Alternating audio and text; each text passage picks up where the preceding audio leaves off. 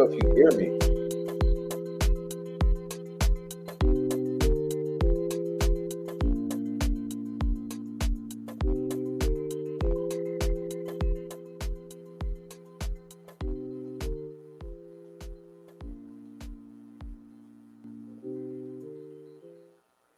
All right. How is that sounding for everyone here? How is it sounding? Sounds good? Awesome. Let's go. Hey, welcome into our Wednesday, April 3rd edition. For everyone on the replay, who the hell knows what day it is? But wow, what a day! Everyone, please go get everyone in Teresa's chat and bring them over here. Tell them come get some actual information. We're going to deep dive into Todd Click's words, and we're not going to give a shit about what Nicholas McClelland has to say. And so there's no reason to read Nicholas McClelland's gaslighting, slanderous, and insulting words. I mean, this is the guy who says that it doesn't matter that Tony Liggett lied and misrepresented on the PCA. You guys want me to refresh that right quick? Before we get into it, yeah, like I said, go get everyone off Teresa's stream because this is bullshit. I have no friends in this game. And I'm not trying to. All right. Let's see what we got here. I'm going to read this to you so that you can understand the type of shit we're dealing with this son of a bitch. And I don't mean about using language that's upsetting to you. I don't care about it. Let me pull these words up. These words should piss off even the most insane Delphi fanatic. Matter of fact, I'm about to.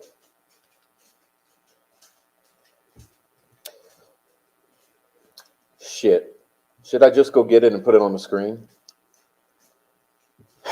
I didn't want to. Let's see.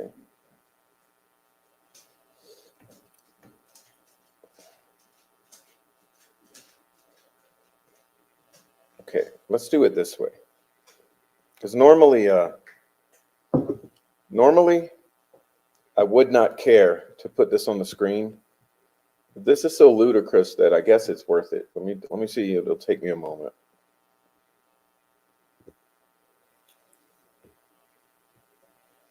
Take me a little moment here to get this on the damn screen.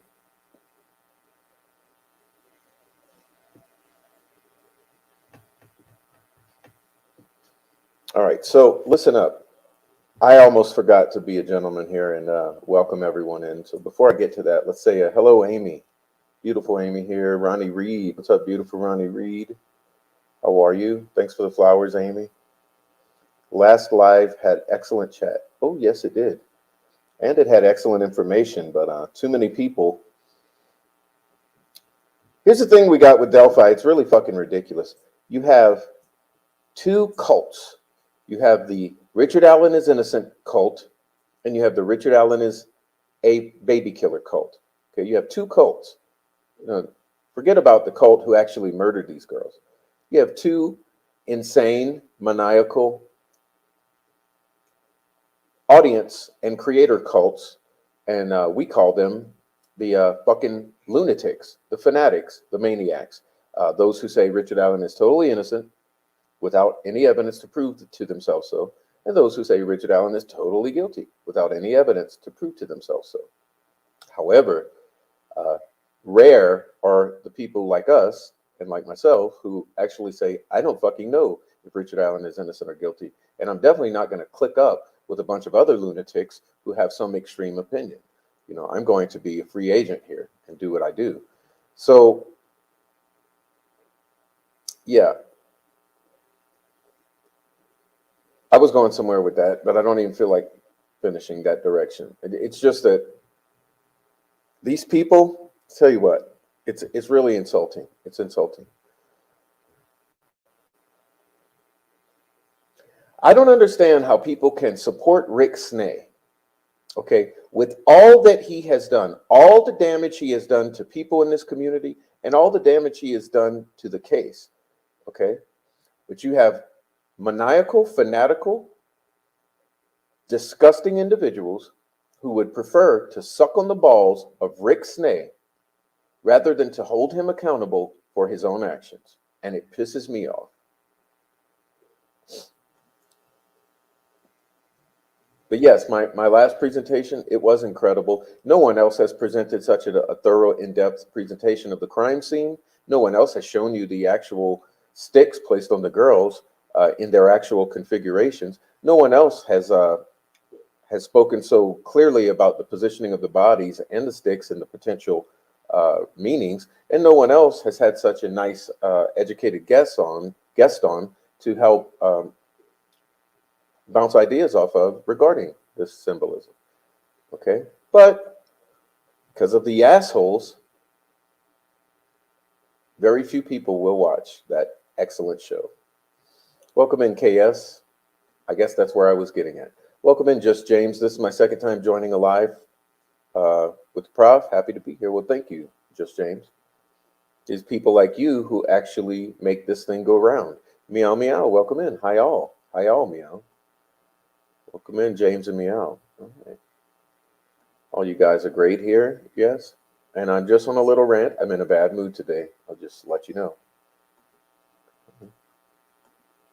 I was so late for the last one. I got to the end, but then rewatched the whole thing. It was excellent. Well, thank you. I humbly would agree with you. It was excellent. And there's more where it came from, but I can't even have the time to do all that I want to do. Okay. Because I'll say it this way. Contrary to popular opinion, this job pays about 50 cents or $1 an hour. Okay, that's the real story. So the fact that I cannot sustain what it takes to do this, you know what I mean? It's like I'd have to make so much money a month that it doesn't pay for itself. So yeah, 50 cents an hour, I'm a grifter, sure, yeah. Mm-hmm. The guest was great, yes, the beautiful Adrian. All right. What up, Jay Rabbit? Jay Rabbit, what up in the house, Jay Rabbit? Meow says, absolutely, I have no knowledge about any of this as I'm not religious or spiritual in any sense. But I do find very historically intriguing and, of course, relevant here. Yes, because it doesn't matter what it means to us. It matters what it meant to those insane maniacs who killed the girls. Good evening, Frenchie. What up, French? What up, Fur Baby Daddy? Fur Baby Daddy in the house. I'm here. Hey, Prof. Everyone can relax. Yeah, what up? But you know who's not relaxing? Your ex-girlfriend. Yeah.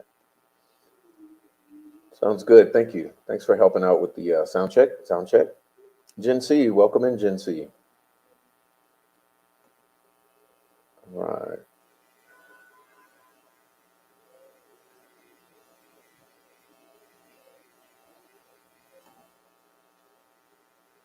Yeah, Fur Baby Daddy, we miss you when you're not here. Hello. Everyone's screaming and no one is listening. They just want to be right.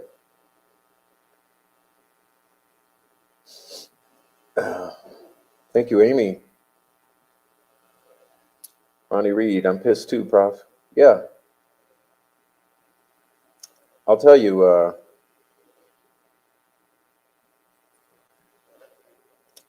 no comment. No comment. I hope you can cheer me up. I'm in a bad mood, but I usually cheer up by the end of the show. You know how this, oh, you're new, but usually by the end of the show, I'm in a better mood than the beginning, to be honest with you. Because I never enjoy getting on to start the show. It's just, I have a lot of frustration built around all the insane gaslighting around this case. I have better gear. I play it better too. Really resonate with the last stream. Everything was so well explained. Well, thank you. I mean, and you know, that's just, tell you what, we could do a lot better we could be doing a lot better. It's just difficult. It's a difficult field. It's a difficult corner of the true crime because all of the people invested in this Delphi case are absolute fucking maniacs. They're unhinged morons. They have very little critical thinking skills. They're hell bent on personal attacks. Okay, that's all they want to do is engage in personal attacks. And the worst of them, their attempt is to make you kill yourself or get off YouTube or the internet altogether. You know, and that's well stated. It's documented. We have proof of it. I've submitted a lot of it to law enforcement. They want you to get off of YouTube altogether or kill yourself. And I have multiple examples of them openly stating to their friends that they hope that we kill ourselves. And those who don't wish that people kill themselves, they still engage in the personal attacks. And they engage in the cocksucking and all the other shit that they do, like the way they go over to Rick Snay and suck on the small balls. It makes no sense whatsoever. I mean, that guy right there, he's pretty much ruined my life. He's pretty much ruined my life, okay? And no one gives a shit. No one gives a shit. And if I say something about it, you know what they say? Oh, you need to stop being upset with people over Snay. No, I don't. No, I don't. Because the fact that you would go befriend someone who has done so much harm to me and has still not apologized, still not removed the damaging things and made it right, that just shows me that you don't give a shit about me, okay? You really want to know the fact? You don't give a shit about me, so you can fuck off. Welcome in, Rochelle D. Welcome in, Rochelle D. How do we stop it? You hold people accountable for their own words and their own deeds. But apparently accountability does not happen in the Delphi community. It's all about politics. I hope you see what's going on, okay? Because those who are on the fanatical, remember I said there's two sides of fanatics. There's the Richard Allen is guilty side, okay? There's a Richard Allen is innocent side, okay? Both these fanatical contingents, all they care about is their political stances, you know? So that's why they don't give a shit about personal accountability. They don't give a shit about the damage that Rick Snay has done and that he has not fixed any of it. No, all the ones on the Richard Allen is innocent guy, Richard Allen is innocent side, they'll still hang on to Rick Snay's nuts because of the politics of the situation, because he feels Rick Allen is innocent, because it's convenient at this time. Right? It's frustrating. It's frustrating. I'm in the middle. I don't have an extreme opinion. I feel like my extreme opinion is I want the truth to come out about the murders of the Delphi murder victims. That's all. That's my extreme opinion. So speaking of that, let's get this on the screen because I wanted to start off with reading this to you, but I guess I'll just show it to you. It won't hurt. J Rabbit says, "Where's my chocolate?" I need it, buddy. I'll probably go get some in a moment. Hold on. See if I can whip this onto the screen right quick. Let's see.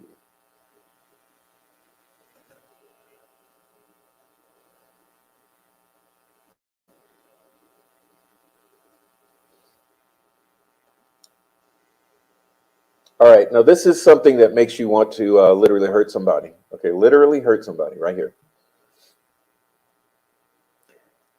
I don't know if you could even believe your ears here. Okay? I'm going to start about halfway through where the most extreme gaslighting occurs. Halfway through. Okay, halfway through. Sheriff Tony Liggett did not intentionally or recklessly omit evidence or lie about evidence in the probable cause affidavit to support the search warrant in an effort to mislead the judge. What? Seems to me, I remember him saying muddy and bloody when there was no muddy and bloody. That's not a lie. That's not inventing the word bloody, putting it in a witness's mouth, and then putting it in a legal document to sway the judge. So McClellan, you know what you're doing, Nicholas McClellan? You are revealing your own lack of ethics. Yes, that's what you are doing, Nicholas McClellan. Okay, because we know for a fact that there was no bloody. So you propping up Tony Liggett's outright invention of the word bloody and putting it in the mouth of a witness, aiming it at Richard Allen, you attempting to justify that outright lie by saying he did not intentionally or recklessly lie. You are revealing your own lack of ethics. I think you should leave the booze and the coke alone. You really should. You should drop the powder. You should drop the fucking bottle. The facts in the affidavit are true and accurate and are supported by evidence collected in the case. Where? Not that we've seen. Tony Liggett relied on that evidence when drafting the affidavit for the search warrant as the best reliable information known to him and related to Richard Allen at the time of the request. Really, what about the putting the guy walking on 300 in a blue jacket when it was not a blue Carhartt jacket? How do you rectify that, Nicholas McClellan?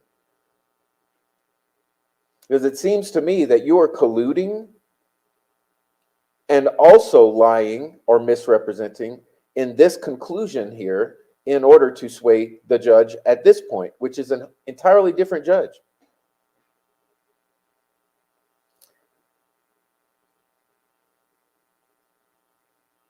Then you go on to say, there are no inaccuracies or omissions in the probable cause for the search warrant that are of a material nature. And the defense argument that law enforcement dishonestly is pervasive and relates back to the affidavit in question is not supported by sworn statements, affidavits, or other reliable statements. What about the actual statements of the witness? Because it seems to me that not only did you put different clothes on the guy walking on 300, you put the word bloody as coming out of that witness's mouth.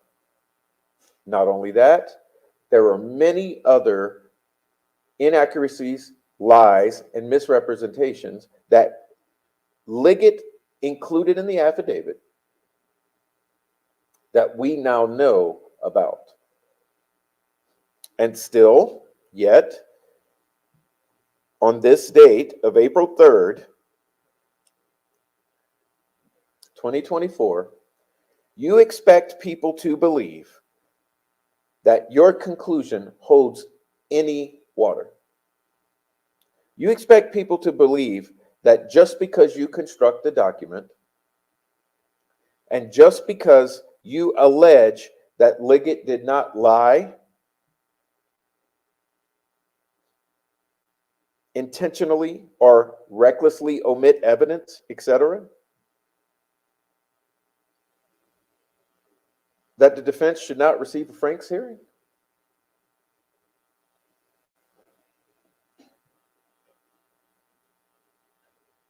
What about Elvis Fields?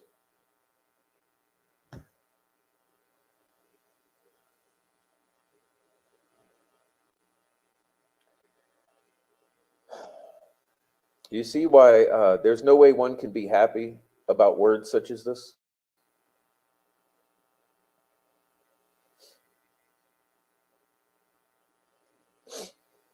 Just a moment.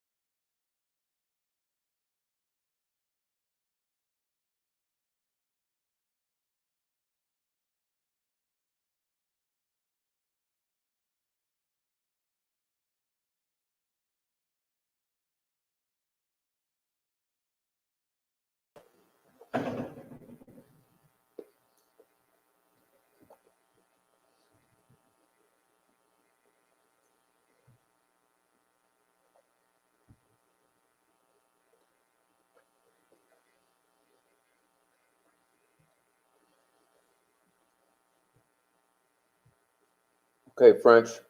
Got a white chocolate bunny for Easter. I guess I will agree to eat chocolate. That's what I'm doing at the moment.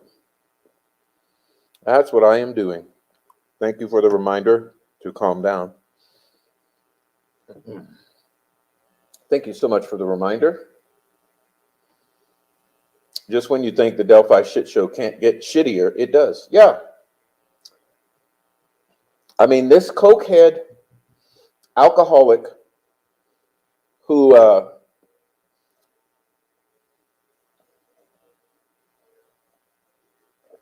is alleged. Hey, let's get back to this, okay? Let's get back to this before I go on. You may remember Nicholas McClellan, okay, being alleged in the. You guys remember the post-hearing memorandum not too long ago, and there was an appendix to the post-memorandum. I mean, the post-hearing memorandum. There was an appendix that had several line items, and number 65 stated the following.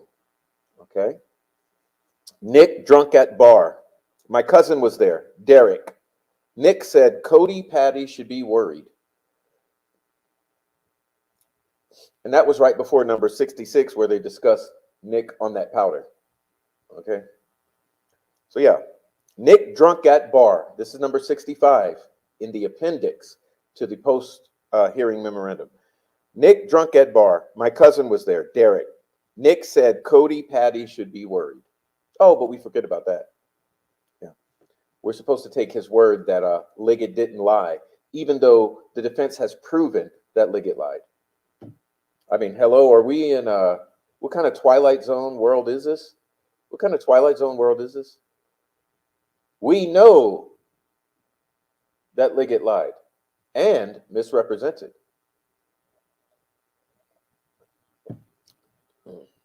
You think that he did not intentionally insert the word bloody?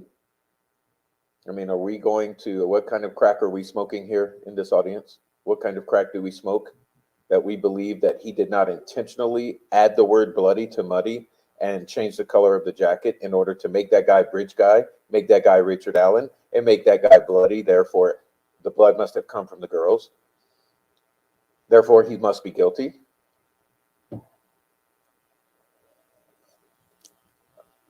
You know what the point of the Franks memorandum is? It's called Fruit of the Poisonous Tree. McClellan is afraid of the fruit of the poisonous tree.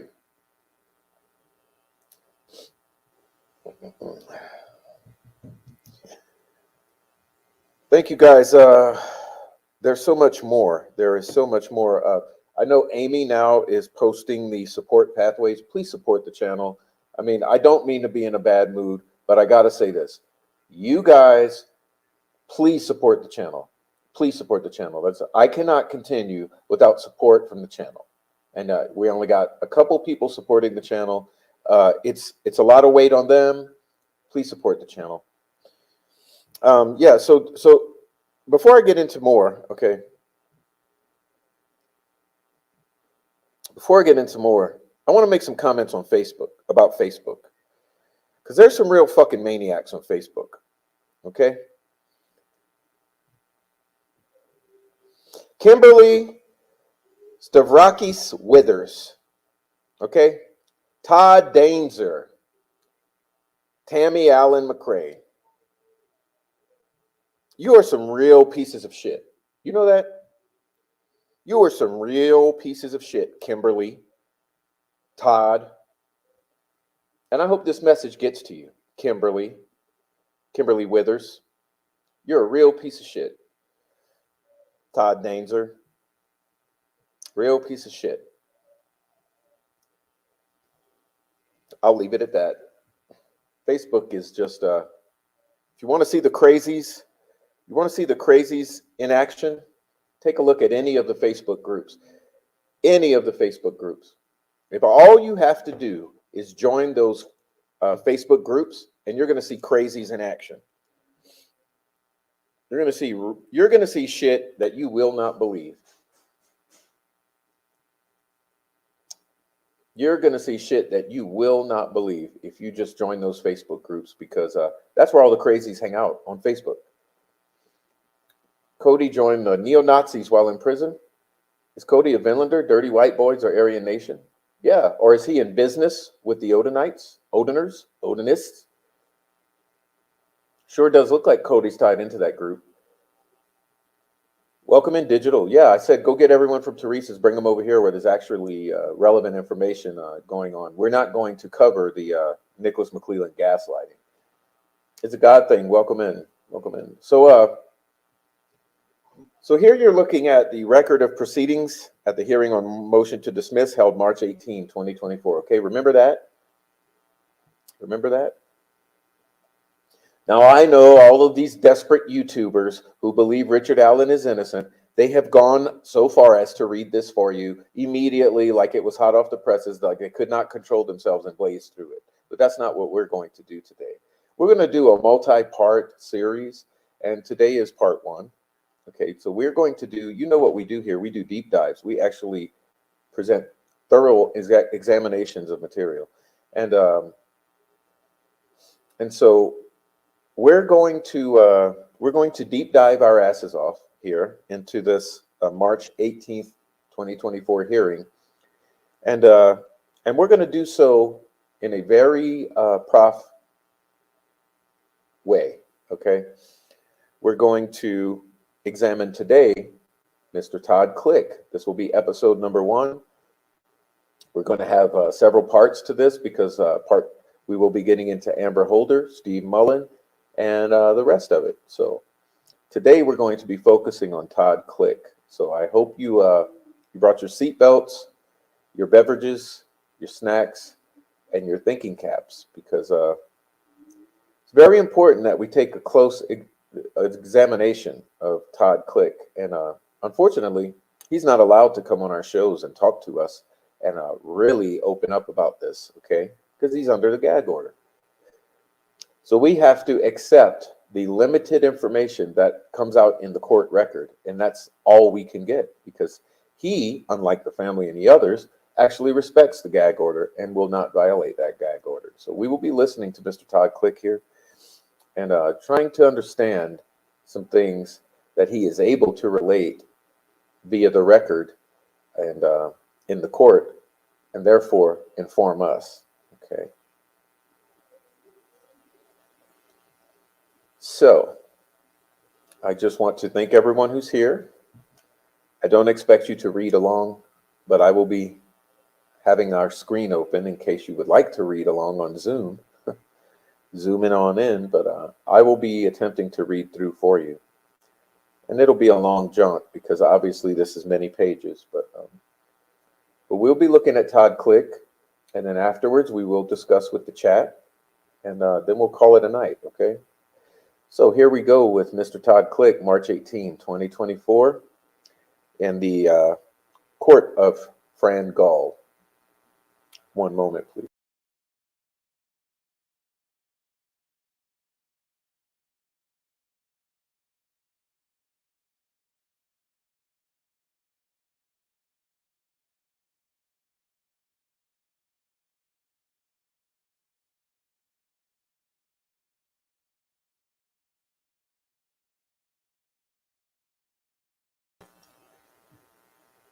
Okay, now we're going to make it through this really quickly.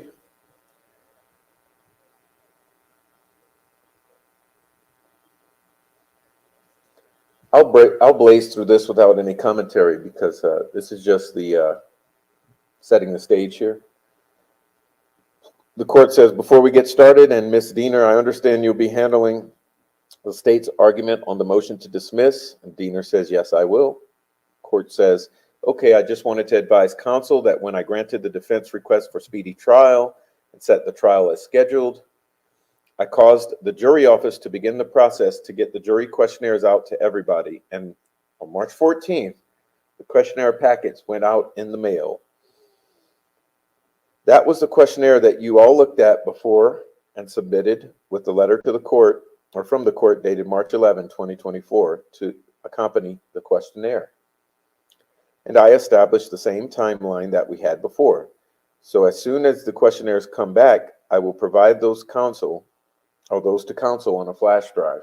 And then I know before we part company here and after the motion to dismiss, there are several motions filed by both sides that we'll need to address before we go off the record.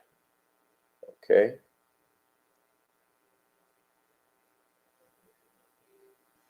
Rozzy says, may I? Court says yes. Rozzy says, Judge, with regard to the questionnaire, did the court include the proposals from both sides, or? Court says yes, either side. I just didn't understand exactly. Court says yes, you did. Whatever questionnaire you all approved and submitted back to the court is the questionnaire. Okay, says Rozzy. Court says that went out.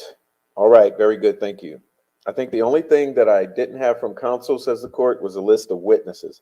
But if you could provide that on the first day of jury, we can play that downstairs for them. All right, Mr. Baldwin, you may proceed with your motion to dismiss for destroying exculpatory evidence. Baldwin says, thank you. We call Todd Click. Witness is sworn. Court says, you may proceed. Thank you, Judge, says Baldwin. All right, now we're into the direct examination of Todd Click. This is where you actually pay attention. So welcome in, everyone. This is where we pay attention. Diener, have we heard that name before? Yeah.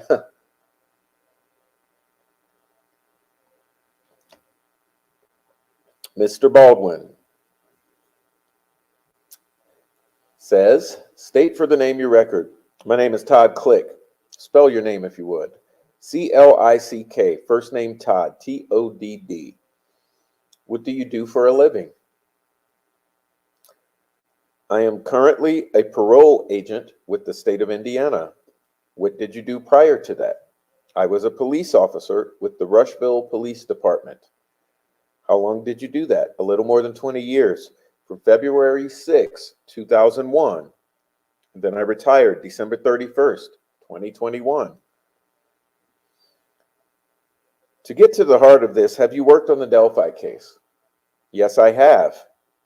Okay, let me repeat that. Baldwin says, have you worked on the Delphi case? Click says, yes, I have. Can you tell the judge what kind of work you did on the case? Click, I provided investigative assistance to two other detectives. Detective Greg Ferenczi, who was a Terre Haute police officer and he was also an FBI Joint Terrorism Task Force member, and Detective Kevin Murphy, who was Indiana State Police detective, who was also an FBI Joint Terrorism Task Force member. Okay. What kind of things were you doing in terms of investigative support? Conducting interviews and trying to gather evidence. Over the course of how long did you do that? Roughly 3 years. I began providing assistance approximately June of 2018 and ceased when Detective Ferenczi was shot and killed in the line of duty July 7th, 2021. A very interesting statement.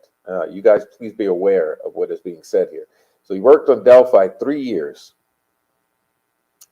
June of 2018 to the day Ferenczi was shot and killed, i.e. assassinated, outside of the FBI office.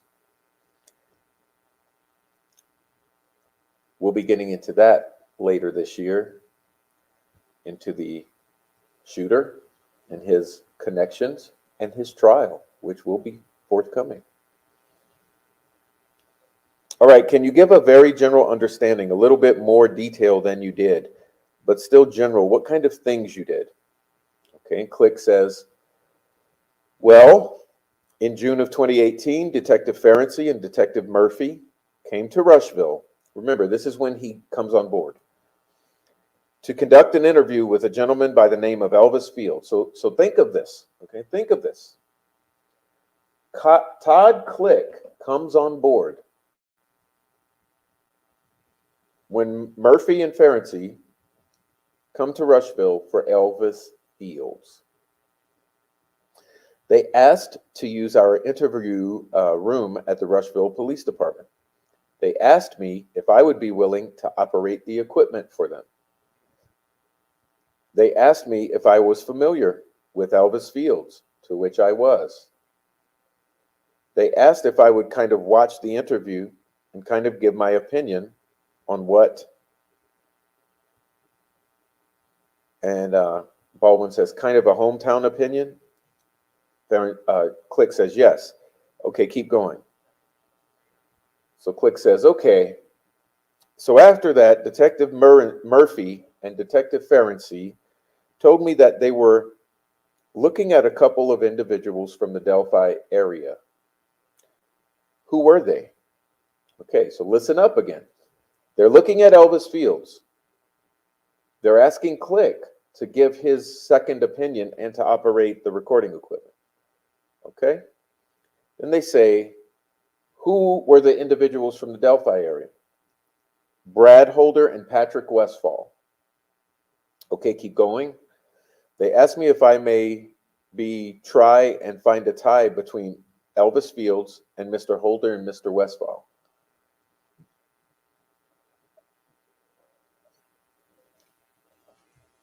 Okay, so what we have here,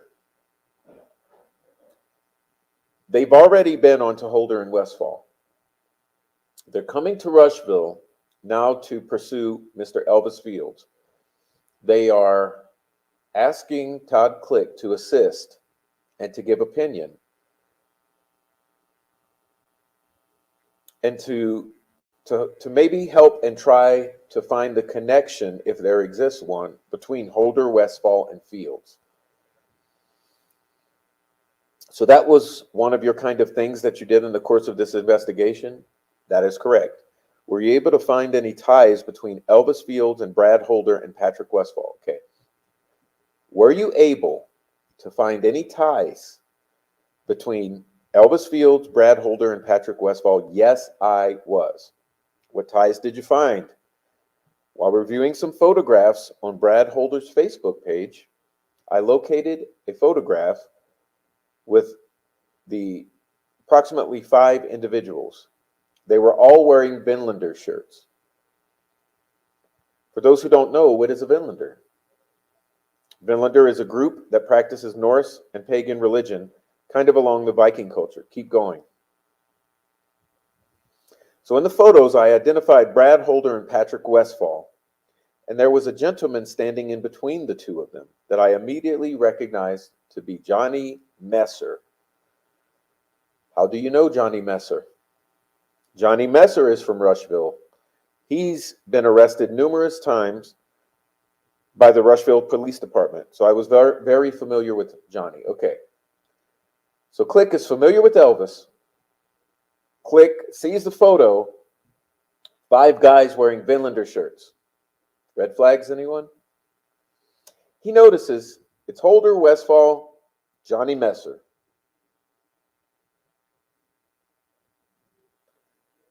He recognizes that he has knowledge of Johnny because he's been arrested many times. What else, if anything, do you do following the recognition that Johnny Messer from Rushville was hanging out with these 2 guys from Delphi named Brad Holder and Patrick Westfall? Answer, so I knew from previous incidents that Johnny Messer's uncle, Billy Messer, used to live with Elvis Fields.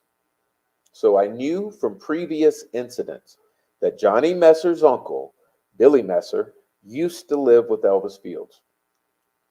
Okay, so that's another connection. That's correct. Keep going. So I contacted Detective Ferenczi and Detective Murphy and told them specifically to look at that photo and that the individual standing in between Brad Holder and Patrick Westfall was Johnny Messer, who was an individual from Rushville and who was the nephew of the guy who Elvis Fields once lived with. Was there any other, what did you do after that? So after that, I know that Detective Ferenczi and Detective Murphy came down to Rushville, and we had conducted an interview with Johnny Messer. And then what happened? After conducting the interview, we also conducted an interview with Taylor Harnedy, who was an ex-girlfriend of Johnny Messer. And did she provide any information that was useful in the investigation? Yes, she did. Okay, keep going. What next? She was able to provide photographs of Johnny Messer, Patrick Westfall, Brad Holder, several other individuals that the photographs were taken during club meetings or outings that the Vinlander group conducted.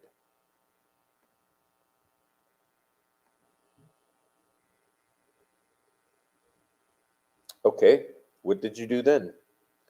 We conducted several other interviews. I had specifically asked Johnny if he had tried to recruit anyone else from Rushville area to be part of the Vinlander group. He denied that he did. Okay, so he asks Messer, did you ever try to recruit for the Vinlanders from Rushville? Messer denies. Judge says, Miss Diener says, Judge, I'm going to object to him reporting on what Johnny Messer may have told him. Sustained. Ms. Diener says, Johnny Messer is not here to testify. Question, after your interview with Johnny Messer, what then did you do? Todd Click, I conducted several interviews of people that I knew were connected to Johnny Messer. Okay, so remember, he's already interviewed Messer's ex-girlfriend, Taylor Hornady. Okay, so he's looking at Messer closely. So now he begins to look at others associated with Messer. So he's really looking at Messer. And those individuals connected to Messer told me that Johnny had tried to recruit them into the Vinlander group. Okay, so he speaks to several individuals associated with Messer. They all report that Johnny was trying to recruit them into Vinlanders. Okay, into the Vinlanders. So what did you, so after you learn that Johnny Messer is recruiting people, then what do you do? We had also, during an interview with Taylor Hornady, she had given us a cell phone of hers. She had indicated that there was a cell phone of hers that contained recordings of a kidnapping that Johnny was involved in. So we obtained a search warrant to go into the cell phone and conduct a forensic exam to retrieve those recordings. Okay, was that fruitful? Answer. There were recordings of Johnny Messer and another individual kidnapping an individual at gunpoint in the Indianapolis area. Pardon me. What did you do then? Or what did you then do? At that point, we tried to identify who the victim of that kidnapping was. But we were unsuccessful. Okay, keep going. What was the kind of next big thing that you did on this case? So what was the next thing related to Delphi? All right, we conducted some other interviews. We had spoken with Joyce Moffett, who is Elvis's Field's sister. During that interview, she confirmed that she had heard Elvis make comments about things associated with the crime scene in Delphi. The murder crime scene of Abby Williams and Liberty German. Okay. For those in the back, we spoke with Joyce Moffett, who is Elvis's sister. During the interview, she confirmed that she had heard Elvis making comments about things associated with the crime scene, the murder crime scene of Abby Williams and Liberty German in Delphi. What did you do with that information, or what did you do next? That information, of course, was given. Myself, Detective Murphy, and Detective Ferenczi were aware of that information. And I was told by Detective Ferenczi and Detective Murphy that they were going to try to contact Unified Command to try and obtain a search warrant for the residence of Elvis Fields. Okay. Remember, who is Unified Command? Okay. Put it in the chat. You guys who are listening and lurking, come on, join the damn chat. Who is Unified Command? who's not responding to this information. What happened with that? We never heard anything. Unified Command never called and said, yep, tell us what information and we'll try to get that. Yeah. I, Detective Murphy, and Detective Ferenczi were unable to give an answer as to whether or not we were authorized to get a search warrant. So Joyce Moffett, Elvis's sister, says basically he's somehow involved in the crime, and you weren't able to secure a search warrant of any type? That's correct. Okay, what happens next? We conducted several other interviews throughout that time frame. Okay, were there any other connections between Elvis Fields and Brad Holder that you know of? Answer. We were able to connect Elvis Fields to a gentleman by the name of Josh Chrisman. Josh Chrisman was originally part of a group called the American Guard. Hello? For you in the back who don't pay attention to a single damn thing, who believe everything that law enforcement and Nicholas McClelland is telling you. American Guard. Google it.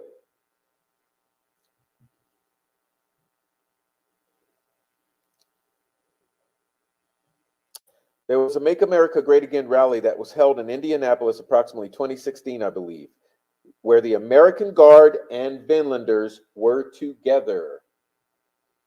And after that rally, they had a house party at a gentleman's house by the name of Mickey McGinley. Mickey McGinley, says Baldwin.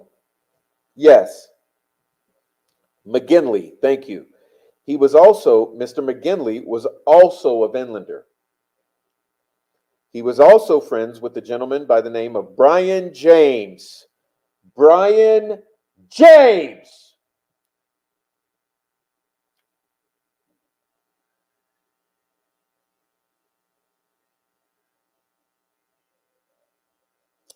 Who was, I guess, the head of the American Guard. Okay? So we were able to connect Josh Chrisman. We knew that he was a semi-truck driver, and he conducted deliveries for a company called Flynn Livestock that would transport hogs to different facilities. I knew that Weichman Pig Farm in Delphi and then the Tyson plant in Logansport that they would make deliveries to. Elvis Fields kind of worked under the table at Flynn Livestock, and he would get paid by the drivers to load and unload the semis, and he would periodically ride with the drivers to make deliveries.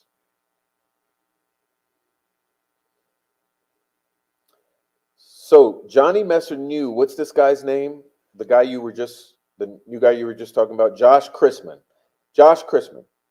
And Josh Chrisman knew Elvis Fields. Yes, that's correct. So that's another connection, okay? Are there any other connections between Elvis Fields and Brad Holder? Between Josh Chrisman and Johnny Messer, I don't recall any others. Okay, so let's back this up a little.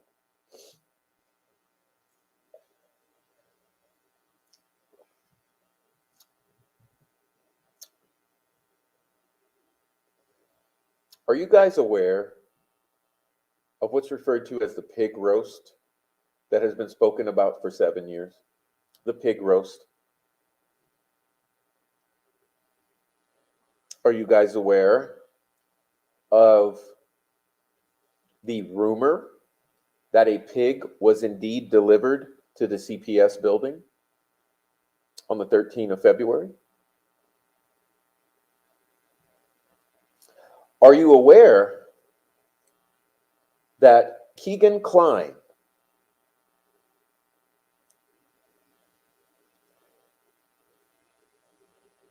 in a very detailed fashion described to Miss Howley Lowry the way that he would slaughter a pig, the tools used to slaughter a pig,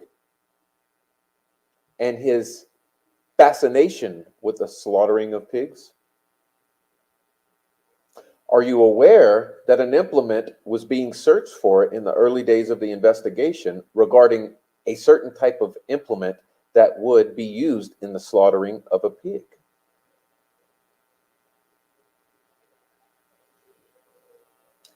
Are you aware that at the Mears property right across the street from the entrance to the trails in Delphi, right across the street, nearly across the street from the cemetery where these girls were found near, that there is a butcher shop in which you could easily slaughter a hog?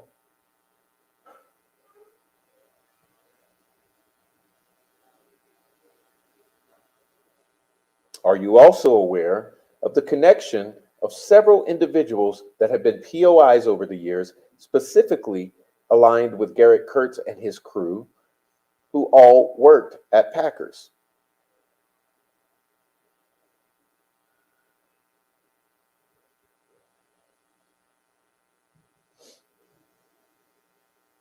Are you getting the connection here that something smells? Are you aware that the girls were primarily bloodless and that they were cut in a way very similar to the way that you would slaughter an animal to drain the blood? And by that, I mean the deep stab wounds in the sides of the neck.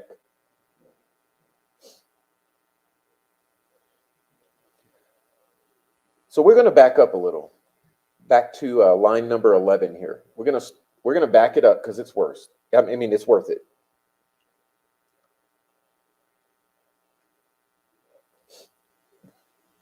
It's worth it. So we were able. So this is Todd Click. We were able to connect Josh Chrisman. We knew that he was a semi-truck driver. Pause. Are you guys also aware of the pervasive rumor that has gone around for 7 years that a truck driver was involved in the murder of Abby and Libby?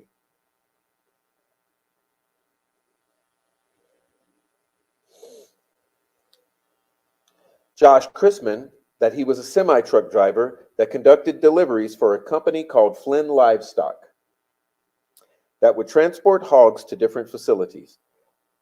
I know that Weichman's pig farm in Delphi and then the Tyson plant in Logansport, that they would make deliveries to.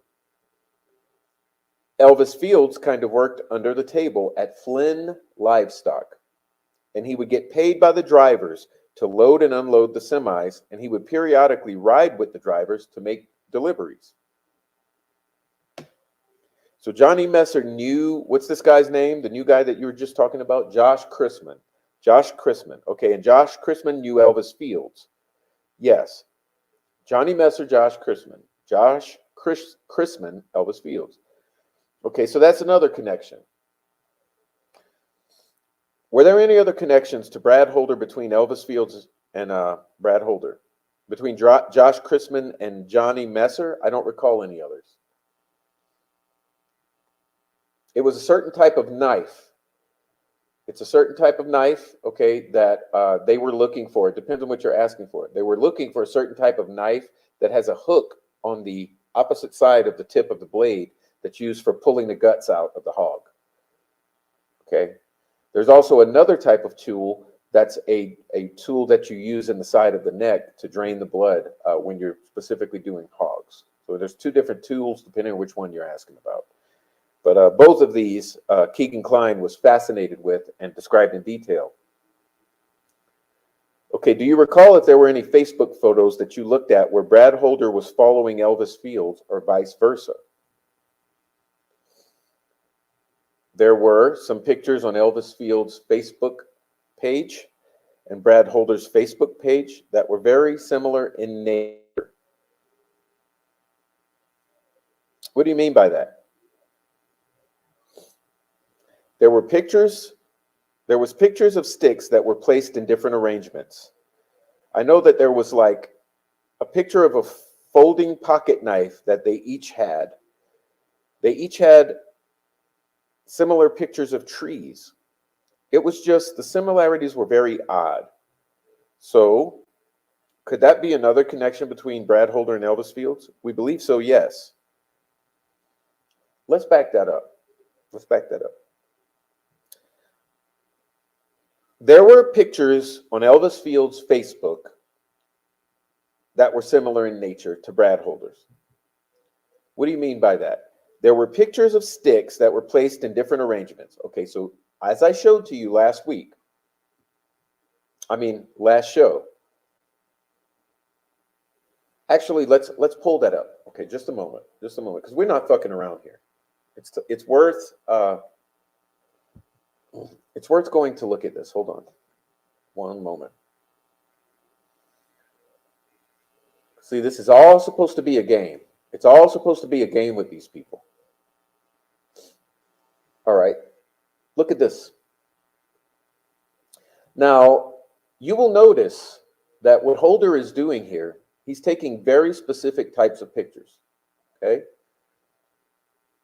I would say a third of them are trees and stick formations that he would find in nature that he found intriguing and rune-like, okay?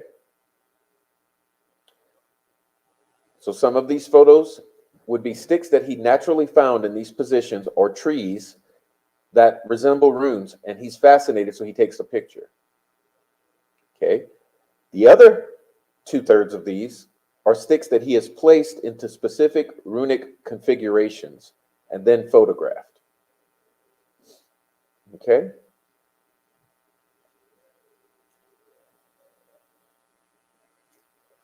So what was Elvis Fields doing? He was duplicating these photos. He was mimicking the post of Brad Holder. He was taking sticks and placing them in similar arrangements. Okay? Well, geez. Well, what is this?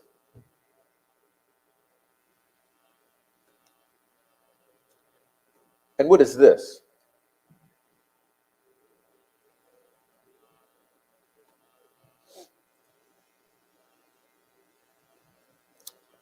The similarities were very odd. Okay, so could that be another connection between Brad Holder and Elvis Fields? We believe so, yes. Did Elvis Fields ever admit to anybody else or say anything else that was suspicious or would show that he might have been involved in these murders? Mrs. Diener, Judge, I'm going to object. Their motion is about a missing audio recording of a Brad Holder interview, and I'm not sure what the connection with Elvis Fields or how this is helpful to us with regard to their motion. How is this relevant to your motion? Judge, Mr. McClellan, in his response to our motion, said that two things. Number one, that the missing document, the missing video, is not either exculpatory or materially useful to the defense. What I am doing right now is laying down the foundation that at the end of the road, you will see, yeah, it would actually be material useful to the defense based upon his investigation, number one. Number two, you will be finding that in a moment that, well, Mr. McClellan argued bad faith. You have to prove bad faith. Well, that's difficult to do, and part of what is happening here is you're going to learn that Mr. Click, that the law enforcement working on this case operated in bad faith in that they refused to investigate.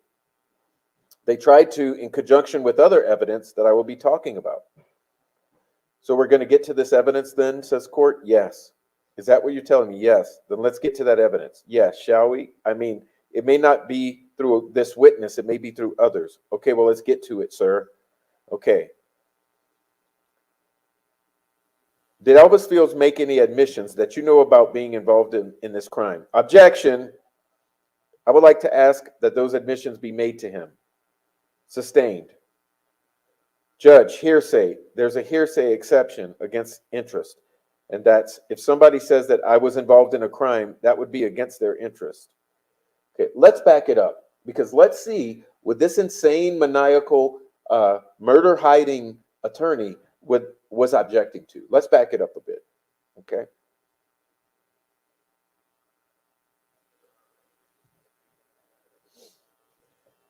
You have to ask yourself,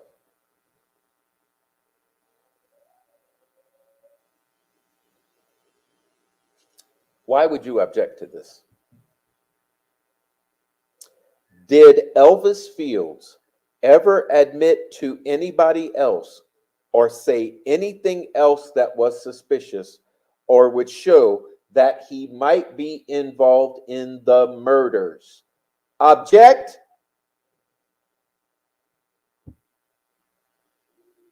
So you don't want us to know if or what Elvis Fields admitted to being involved in these murders. Secondly, you object again to the question, did Elvis Fields make any admissions that you know of about being involved in this crime, i.e. these murders? Object. Okay. Are you picking up what I'm putting down here? Are you picking it up? They don't want on the record anything to come to the surface about Elvis Fields' admissions about being involved in these murders.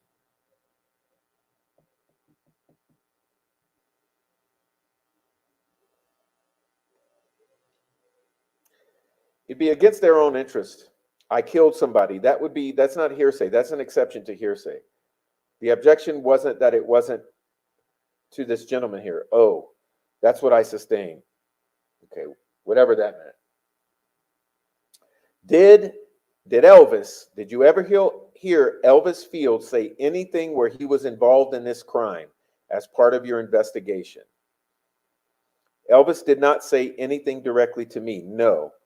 Did he say anything to Kevin Murphy? There was, back in February of 2018, I believe Jerry Holman and Kevin Murphy interviewed Elvis Fields at the Rushville Police Department. And when Detective Murphy took Elvis back to his trailer, Elvis approached Detective Murphy and said, quote, hey, if my spit is found on those girls and I've got a reason for why it's there, I'll be okay, correct?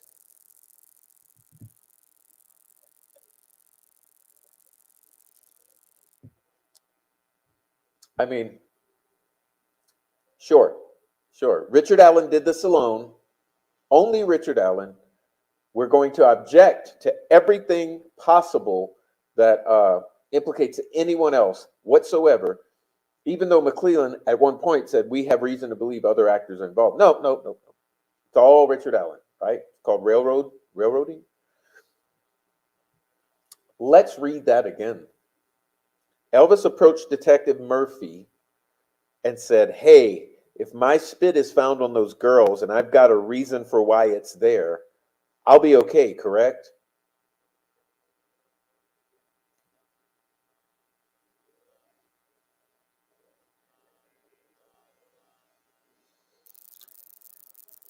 You see, Elvis Fields is not smart enough to know you don't say shit like that.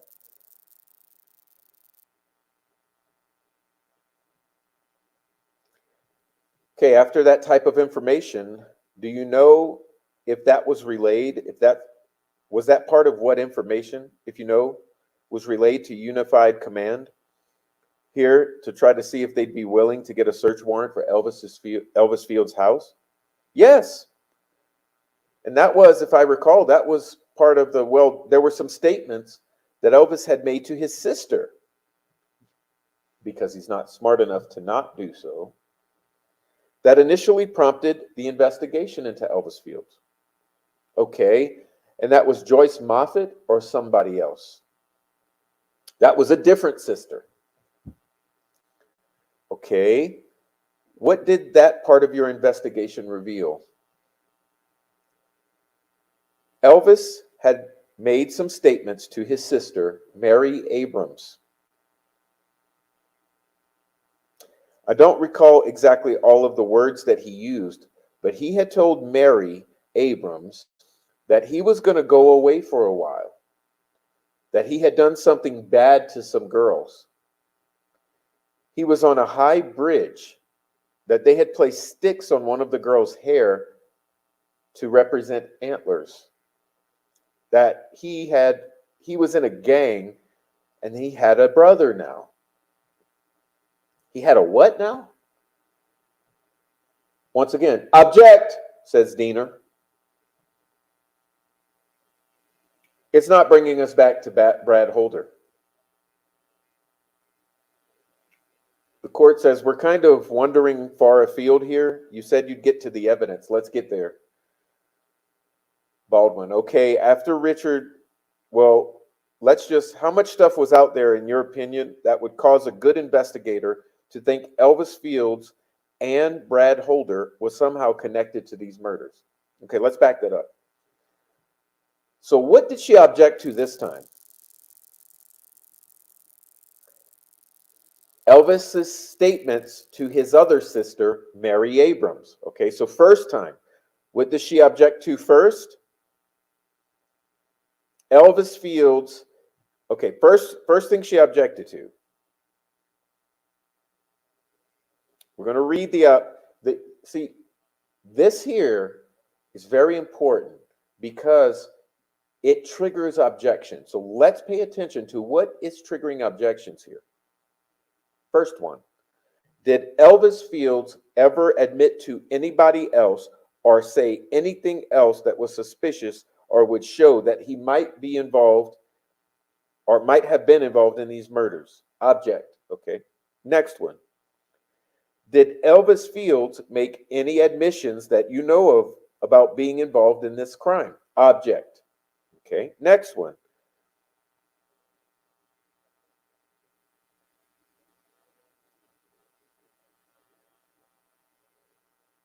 Elvis had made some statements to his sister, Mary Abrams.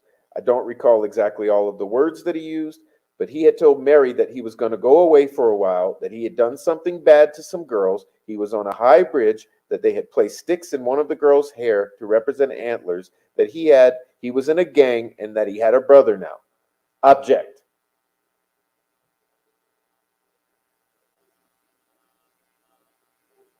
So it's really feeling like the continued objections are coming at Elvis Fields, his admissions.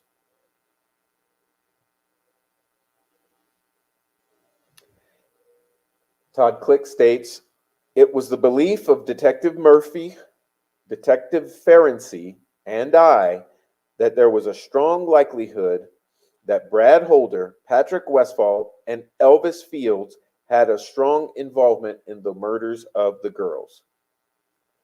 Okay, so how did this investigation on your end wind down? My investigation came to an end when Detective Ferenczi was shot and killed in the line of duty. And then what happened after that? What did you do then, if anything, on the Delphi case?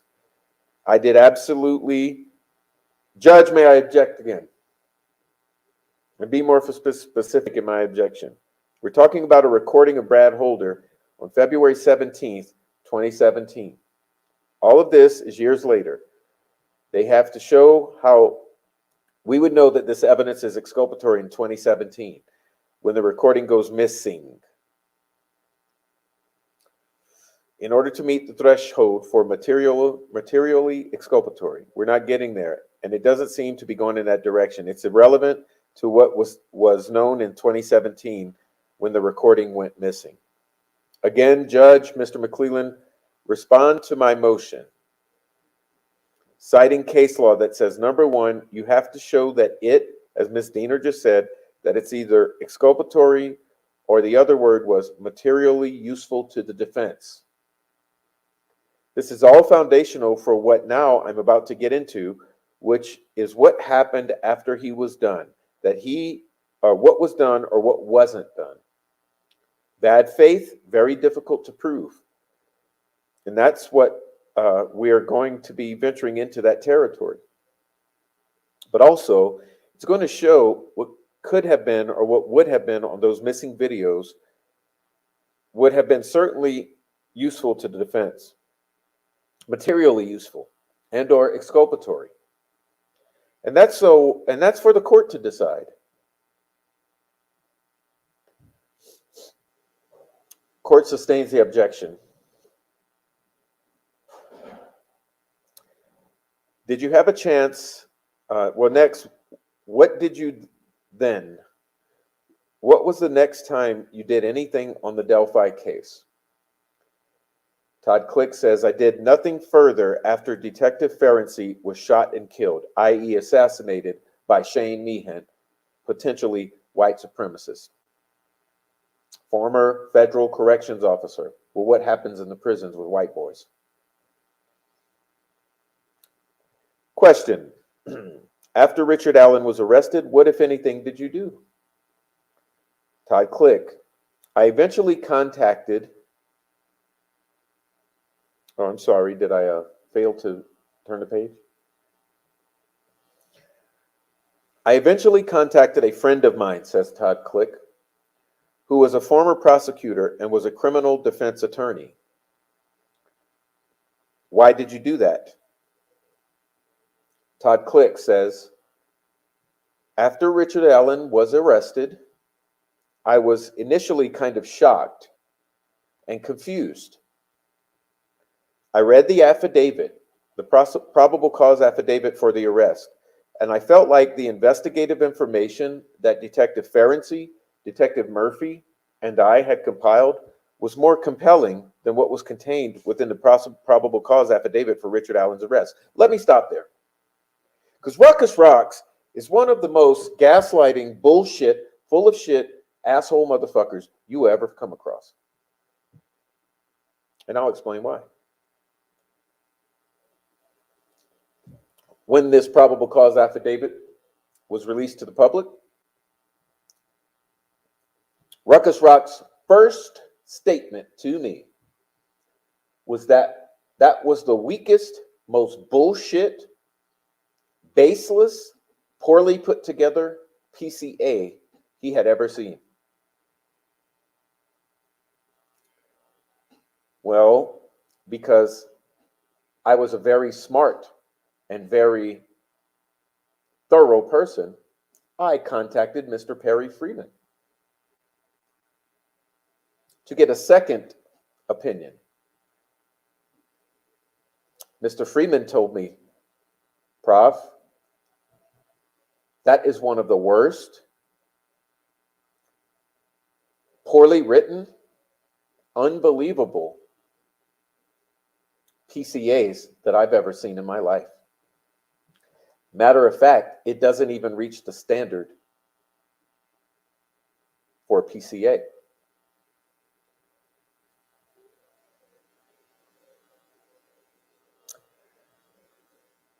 After considering both of these opinions, I realized that both of these gentlemen had the feeling that this PCA was rife with problems and was so bad that they were both kind of shocked that it was able to convince a judge to issue based.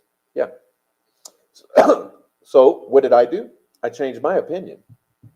I said, wow, well, that PCA must really be shitty if both of these guys are telling me the same exact fucking thing about how bad this PCA is.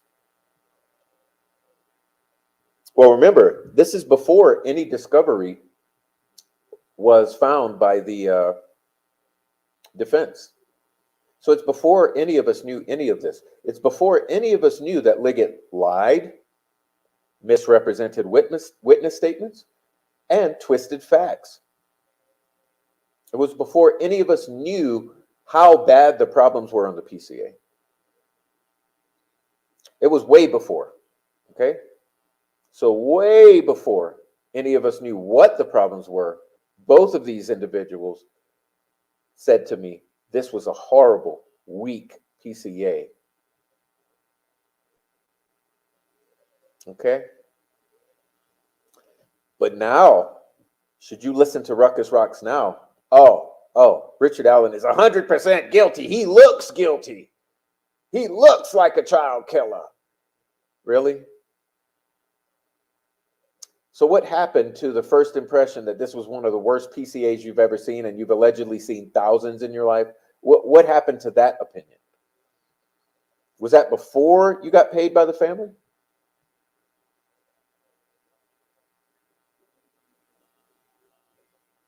I mean, I'm trying to make sense of it, because you certainly did a 180. You did a 180. You went from, that's the worst, weakest PCA I've ever seen, I can't believe that the guy was arrested off of that. You went from that to, he looks like a child killer. Mm-hmm. Nice one. Nice one. That's really, really shows your integrity, sir.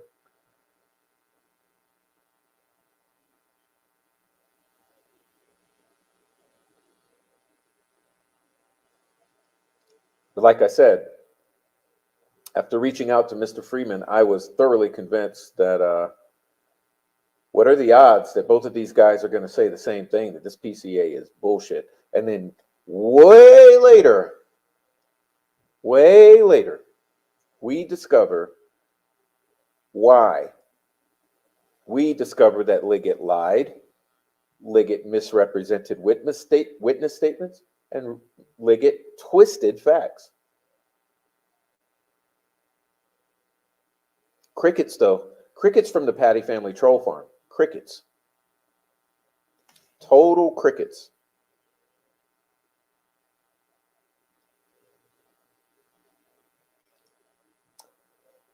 Let's listen to a third law enforcement officer's actual opinion. Once again, Mr. Click. After Richard Allen was arrested, I was initially kind of shocked and confused. I read the affidavit, the probable cause affidavit for the arrest, and I felt like the investigative information that Detective Ferenczi, Detective Murphy, and I had compiled was more compelling than what was contained within the probable cause affidavit for Richard Allen's arrest. So what did you do based on that thought? Well, I wasn't exactly sure what to do, so I reached out to a friend of mine who is a former prosecutor and was a defense attorney for advice on what I should do. And what did you do after talking with him? We decided that we would draft a letter to Mr. McClellan's office, and that's what we did. Oh, did you? Okay. I'm handing you what's been marked now as Defendant's Exhibit A. If I could get you to review that for me, and when you're done, let me know. Yes, this is part of the letter that was submitted to Mr. McClellan's office. Okay, and that was sent by certified mail? Yes, sir, it was. What date? It would have been sent in the mail on April 28th, 2023. Which is almost a year ago, folks. Almost a year ago. Who did you send it to? Mr. McClellan's office. What was your reasoning for writing this letter? Just to make sure that he was aware of the investigative work that Detective Murphy and Detective Ferenczi and I had conducted. Would you also say I move to admit Defendant's Exhibit A. Defendant's Exhibit A offered. Ms. Diener, Judge, this letter refers to his report, and it is a letter from 2023, and he indicated that he began his participation in June of 2018, and the case law regarding a motion to dismiss for destruction of exculpatory evidence, or even in the alternative, if that's potentially useful, determining whether the state acted in bad faith, has to do with what was known at the time of the particular item of evidence being missing, lost, or destroyed.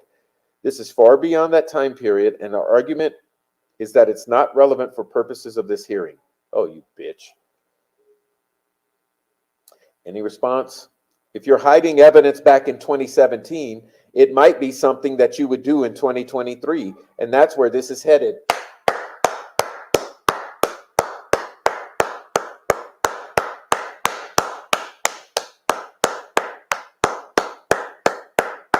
Wow. Wow. That's what we call a dunk. That's what we call a dunk. One more time for those in the back. The stupid idiots all the way in the back, the gaslighting assholes all the way in the back. If you're hiding evidence back in 2017, it might be something that you would do in 2023. And that's where this is headed. So there's been no testimony of hidden evidence, Judge. Well, we're about to get into that. You keep telling me you're about to get into it, sir. It takes time, Judge. Sorry, I will. I'll show defendants A admitted over objection. I'll think the objection goes to the weight I will give this particular exhibit rather than its admissibility. Defendants, Exhibit A admitted. Thank God. Thank God. Okay. Thank God for that one. Let's pause here and let me say thank you to Miss Treehugger 496. Thank you. I'll give you a round of applause as well. Thank you. Thank you, Miss Treehugger 496 for the support. As I mentioned to you all, it is badly needed. Please support this channel. We are suffering from a lack of support. Please continue to support this channel. It's a tough job out here in these streets. They have lied so long without being challenged that they aren't even adequate liars. That is interesting. Why did Click think Nicholas McClellan would not be aware? Welcome in, ACV. Welcome in. Keep your foot on the pedal, Prof. That's what we're doing. That's the plan. Round of applause for the defense and for ACV and for Tree Hugger and Is a God Thing and Diamond Eyes, Digital, Tammy. I went from watching Gray Hughes to following the evidence as it presented itself. Thank God for the Franks memorandum. Boom, pivotal moment for me.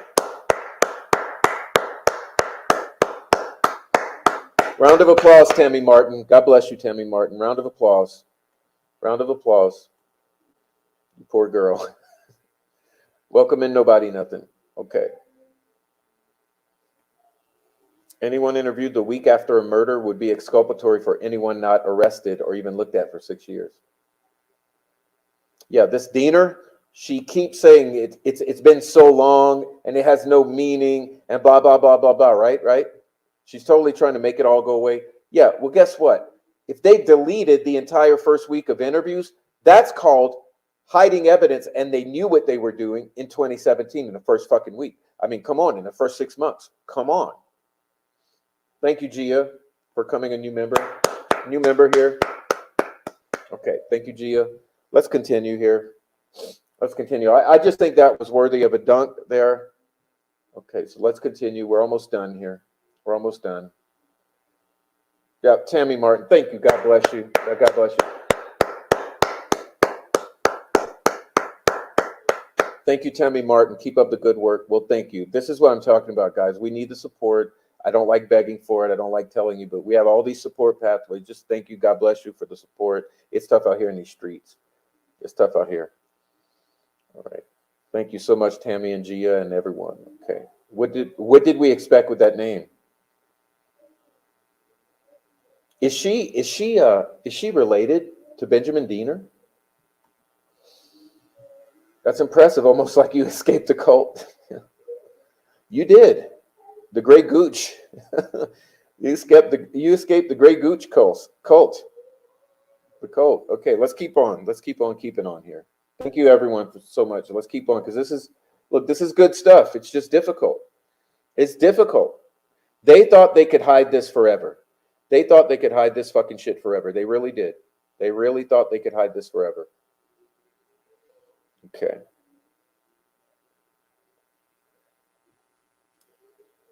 Mr. Baldwin, thank you, Judge. In this document, you say, I want to write. Okay. We're getting back to the letter here. Oh, my God. Is a God thing. Thank you.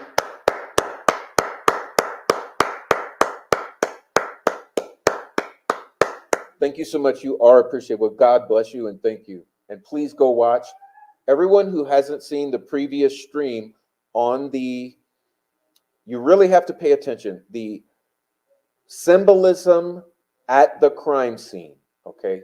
If you have not seen the prior stream called Symbolism at the Crime Scene, A crime scene.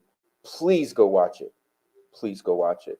It's look, my opinion, these girls are staged as tarot major arcana with runes placed on top of their tarot posturing. Please go watch my previous live stream called Symbolism at the Crime Scene. You owe it to yourself. Please do it. And plus, we had a beautiful guest named In Light in the Dark on, and she's wonderful. And thank you guys so much. It's a God thing. You just thank you so much. I bought a sweatshirt too, still waiting for it to arrive. I'll let you know when it arrives. Well, let me know and take a picture. Please take photos. I would love to see it. What color did you get? Okay. You just lurk and laugh. Well, you guys lurk on this. Okay. Thank you so much again. You guys are beautiful. Let's keep on. Let's keep on here. Okay. We're getting back to this document. Remember where we are. Todd Click authors a document to Nicholas McClelland, right? A year ago, okay, to Nicholas McClelland. Here we go. I want to write to ensure you've been provided all of the information associated with investigative efforts for your use in this case and for disclosure to opposing counsel as provided by law. Okay, is that right? That is correct. Why'd you do that? Per the advice of my attorney, any information that was presented to the prosecutor's office should also be discoverable to any defense counsel. Okay, are you getting down? Are you picking up what he's throwing down? Are you picking up what he's throwing down here? He wrote this letter to McClelland, certified mail, a year ago, in order to ensure that the defense also got it and that it's discoverable. You guys get that? Is that all you provided in the letter, the certified mailing that you sent to Nick McClelland? There was also a brief summary of our investigative product. I'm going to hand you what's now being marked as Defendant's Exhibit B and ask you to review that. Tell me when you're ready. Yes, this is the investigative summary that was included with the letter to Mr. McClelland's office. Pretty much, or if not at all, of what have you already previously testified is contained in Exhibit B. For the most part, yeah. Okay, so that's a typo here. That's a typo. What it should say here in line number 12, look at line number 12, please. Line number 12 should say pretty much all, or if not all, of what you have already previously testified is contained in Exhibit B. For the most part, yes. Okay, move to admit Exhibit B. Defendant's Exhibit B offered. Ms. Diener, of course. States objects for same reason. It's outside the scope of what's relevant to the evaluation of missing recording from February 17, 2017. Discovered missing that same year. I'll show B is admitted over objection. Again, it's the weight rather than admissibility. So thankfully, thank you, Judge Gold. Thank you so much. Exhibit B admitted. Thank you. Credit where credit is due. Credit given where credit is due. Judge Gold, thank you for admitting Exhibit A and B here. Exhibit A and B, both the mailings to Nicholas McClelland a year ago, basically on April 28, 2023.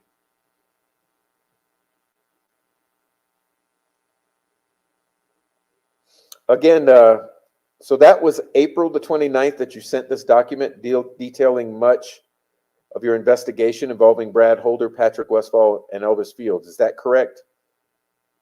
Well, prior, I was pretty sure he said April 28th. So that may be an error on Baldwin's part. But Click says yes, that is correct.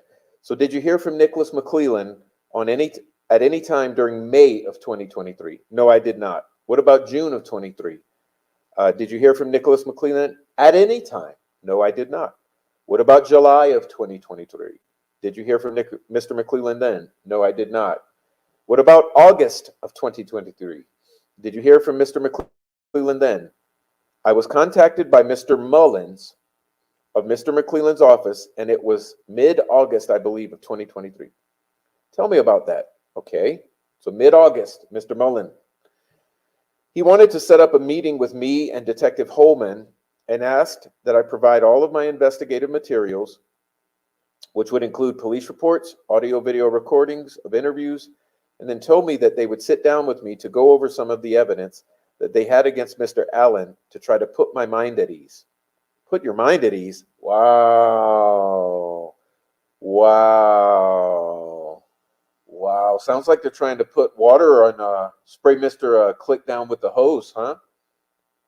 Sounds like they're trying to spray Mr. Click down with this water hose. Quiet his ass up, to shut him up. Red flags. Red flags. Not bring us your shit so we can see if it applies to Mr. Allen or if it applies to the murders of Abby and Libby. No, no, no, no, no. Come on over here and bring all your shit so we can know what it is and we can calm your nerves and put your mind at ease. Spray some water on your ass, hit you with the hose, shut you up. I want to talk about some videotapes of who, strike that. Did you do that when you arrived? Yes, I did. Okay. Did Mr. McClelland ask you in May, or anybody from law enforcement ask you to bring any of those items in May of 2023? No, sir. Did anybody in law enforcement or in Mr. McClelland's office ask you to bring any of those pieces of evidence, videos of Elvis Fields and others in June of 2023? No, sir. July of 2023? No, sir. Okay, but it was in August of 2023. Yes. So what did you do then?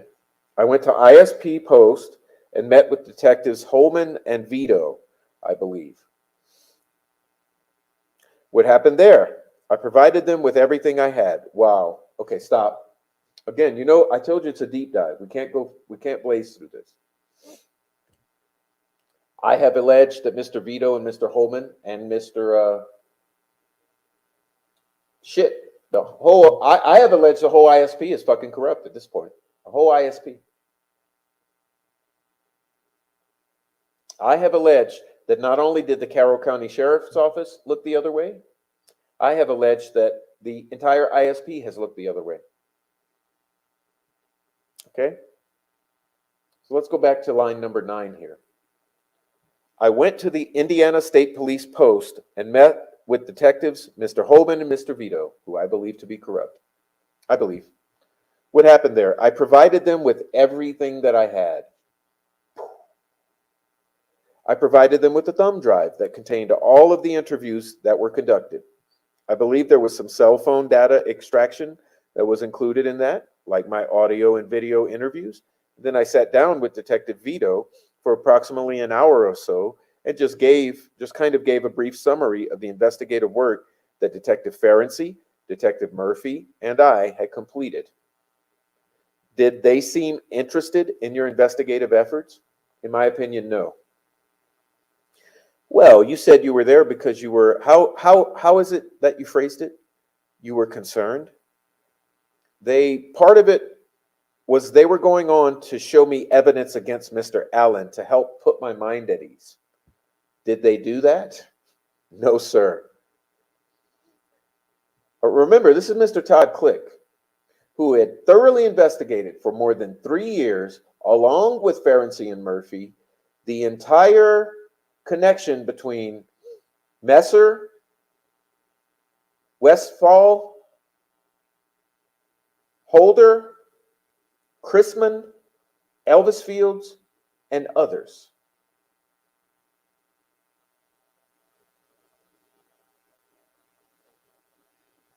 He went to the ISP to give them everything he had. Instead, they showed him how they believed Allen was involved and tried to put his mind at ease.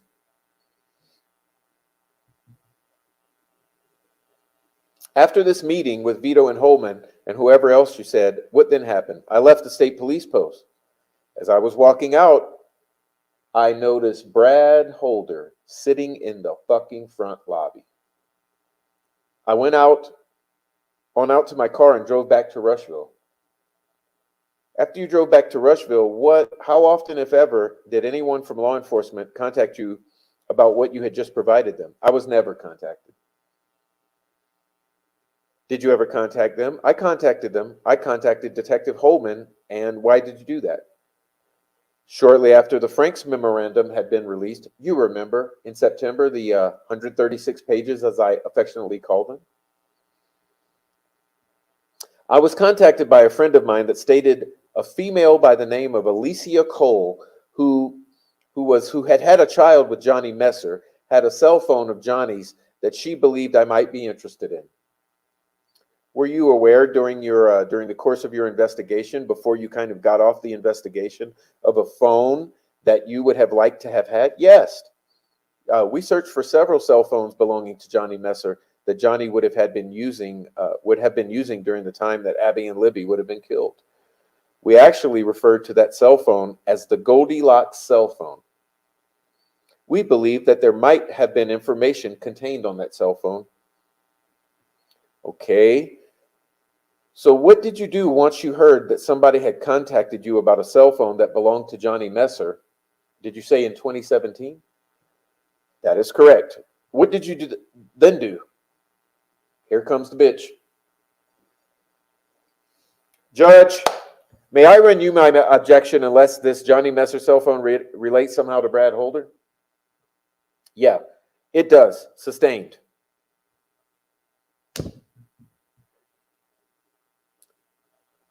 Mr. Baldwin, I don't know where I can go, Judge. I mean, did you contact anyone about this phone to go from the law enforcement side to go pick up this phone with evidence that you thought might be on there from 2017? I contacted Detective Holman. Okay, and what happened? I checked with Alicia Cole, and when I spoke with Detective Holman, I explained to him the significance that we felt the cell phone provided.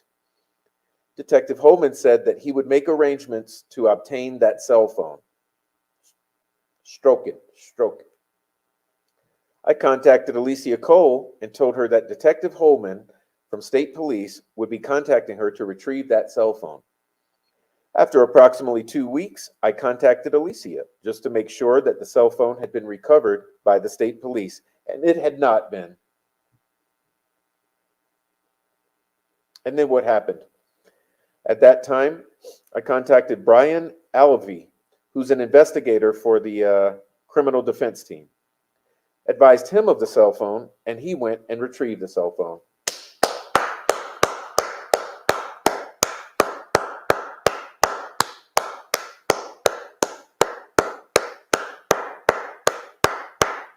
It's going to be up to the defense to solve this case. It will be up to the defense of Richard Allen to solve this fucking case. And us.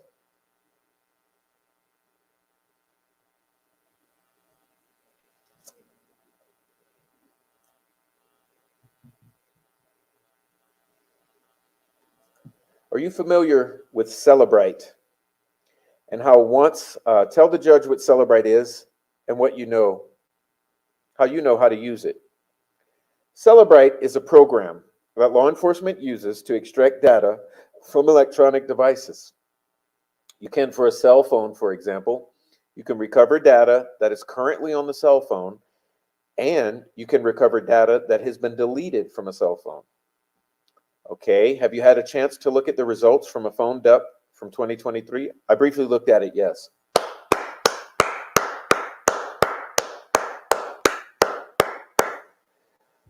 I want to hand you what's marked as Defendant's Exhibit C, or should be. Are you familiar with this thumb drive? Yes, I am. What was that, or what is that? This is a thumb drive that contains the extracted data from Patrick Westfall's cell phone. How much data is on there in terms of the dates? From what date to what date? There wasn't, Ms. Diener. Judge, may I interrupt with a preliminary question? Yes. Did you already testify as to where this Westfall dump came from? No, I did not testify to that. I would object on foundation. Foundation, where did you get the phone dump information from? From you, sir. Okay. What I asked you to review that for me, that's correct. Do you have a specialized training in Celebrate? I have not been trained on the Cellebrite program. However, I'm very familiar with the reports that are generated from the cell phone extractions. But you're not trained. I've not been trained by the Cellebrite company, no. And when you were a law enforcement officer, did you have access to Cellebrite equipment in order to operate that and to complete examinations with regard to a Cellebrite dump? Click. When I was a detective, I was an investigator for the Indiana State Police Crimes Against Children's Task Force. This is how you shut a bitch up. Oh, just one moment.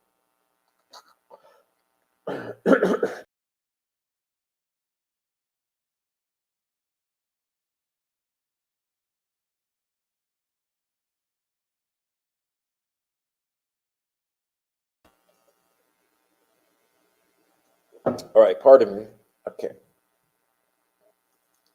Perk up your ears, please. I'm sorry, I know this is tedious. I know it's long. We're almost done.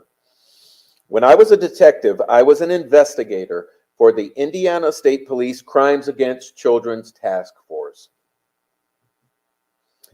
Any cell phone that we had that we were going to do a forensic examination on, we would take to the Indiana State Police Cybercrimes Unit. They would extract that data, and then they would provide me with the data that was extracted. No other questions. That's how you shut a bitch up. And sir, that phone dump that you looked at today, that's what you have seen in other cases. That's the extraction. Yes, that's correct. What dates did Patrick Westfall on his phone have that for that extraction? The first date of significant extracted detail that I saw was on August 12 of 2023. What about the last date? I did not review that. Okay, apologize. I may have forgot to turn that page. Okay, we'll move on.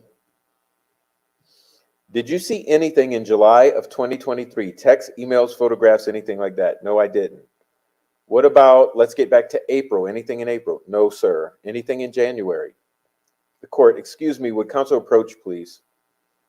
Then there's sidebar conference conducted. None of this is in your motion. Not one shred of this is in your motion. Your motion deals with the document dated February 17th, 2017. It is an FBI report of Brad Holder, and on the same day, strike that, February 19th, the interview of Patrick Westfall. This is what you have complained about in your motion, right? None of this is in your motion. Mr. Baldwin, this is the evidence to support the motion and to counteract Mr. McClelland's argument that there's not bad faith, and that this is very specific, Mr. Baldwin. You did not incorporate any of this information into your motion to dismiss. Ms. Diener, may I speak a 2-hour response? Sure. Our response about bad faith, we don't even get to bad faith unless they show that it's exculpatory, and then in the alternative that it's potentially useful. We haven't even gotten to potentially useful for the recording that's missing of Brad Holder. So our response about bad faith is after we get through whatever, whether we're in the category of materially exculpatory, which is the heading of their motion, or potentially useful, we aren't at either one. Mr. Baldwin, what would you learn, Judge? I'm sorry, please forgive. What you would learn, Judge, is that Patrick Westfall, his phone, he brought his phone into the police at their request. And the phone that he brought to them only had 4 days, knowing that he was going there, that he brought a phone with no data on it, pretending he knew what was going on in there, i.e., it's either scrubbed or he brought in a new phone. And that goes toward, Judge, showing that he had a predisposition or he was trying to hide evidence. And when he's trying to hide evidence, that then goes towards, well, if he was trying to hide evidence in 2023, that he was doing back in 2017. Okay, the court says, then perhaps you should have pled that, because you have not pled that in this particular motion that I'm holding in my hand. Here's Ms. Diener. And if I may say, Judge, the content of the motion with regard to Patrick Westfall says that they had been given a narrative and there is no recording, and they are speculating as to whether we're not telling the truth about whether there's a recording. So I have a witness here to testify to that effect. So our preparation has been for the allegation of a dismissal based on destruction of exculpatory evidence. It is specific to recording of Brad Holder on February 17th of 2017. that was discovered missing or lost in August of 17, and that's their time window. The court, and I have given you a lot of leeway. None of this testimony, very little of this testimony, deals with your motion to dismiss for destroying exculpatory evidence as you pled. You can stand there and tell me all you want, but this is what you pled, and I'm not hearing any evidence about it. In order to win on that, we don't have to plead everything that's going to happen in a trial. I mean, but you do in a motion to dismiss.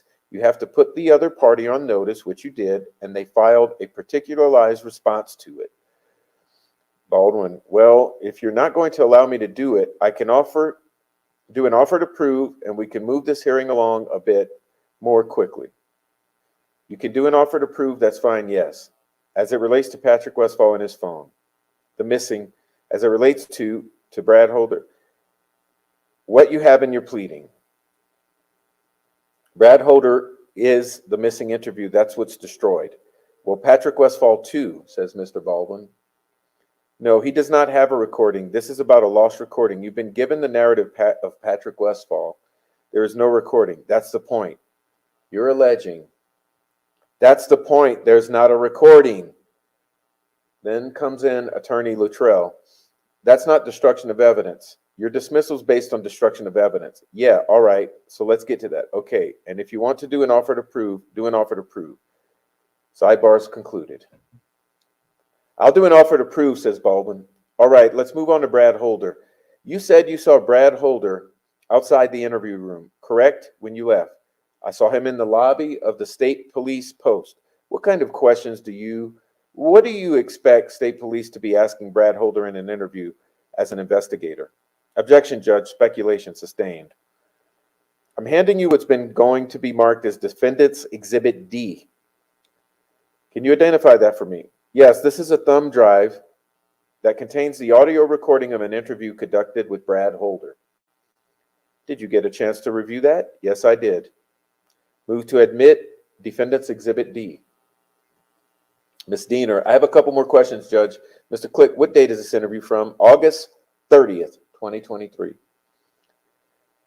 State would object based on relevance with regard to a missing recording from 2017. What is the subject of this motion? Which is the subject of this motion? Mr. Baldwin says, this is a Brad Holder interview, Judge, that can be compared to the transcripts that are memorialized. One page, 100 words or something like that. Memorialization of the 2017 missing videotape. So I think that it's certainly appropriate and relevant. Ms. Diener, Judge, I'm sorry. Can you restate how that's relevant? I'm missing the connection. Baldwin, well, there's a missing video in 2017. And then the state followed up with an interview in 2023.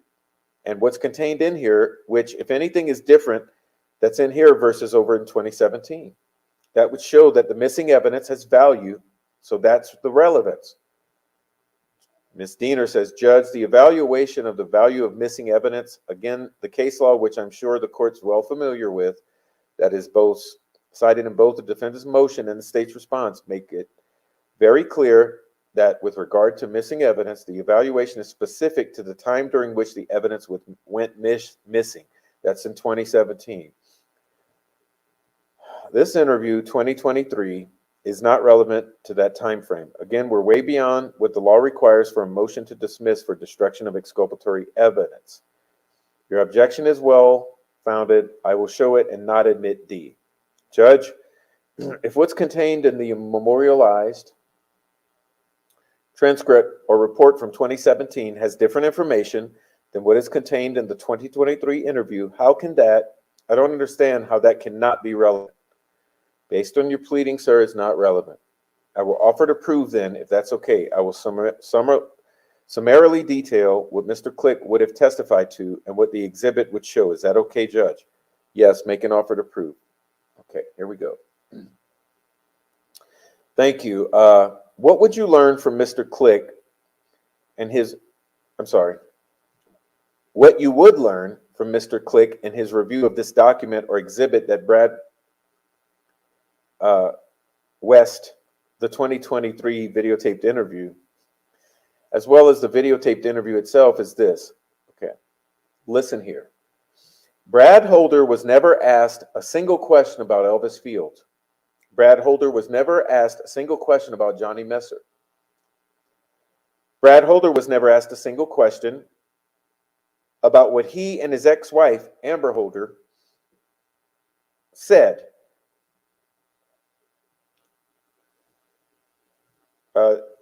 Amber Holder said that Brad Holder confessed that Patrick Westphal was involved in the case and was involved in the murders. Okay, let's back that up. Let's go back. Brad Holder was never asked a single question about what his ex-wife, Amber Holder, said, which was that Brad Holder confessed that Patrick Westphal was involved in the case and was involved in the murders. That Brad Holder was scared of Patrick Westphal. All of that would be missing.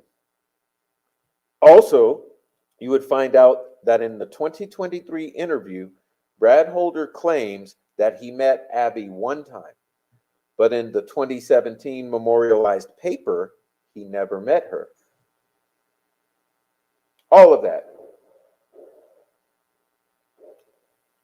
Okay, so I know I'm rushing so much to get through this that it's difficult for me because in the attempt to rush through it, I'm not able to make the points I would like to make. And there are some points that I'm wanting to make, okay? So the point is, one point here, before all of the bullshit. Okay, so what happened, they tried to shut this down. They tried to shut down a bunch of stuff. So let's back it up a bit.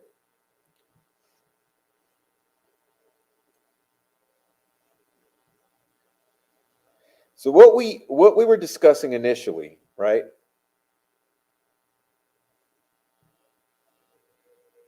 Alicia Cole. Let's remember this, Alicia Cole.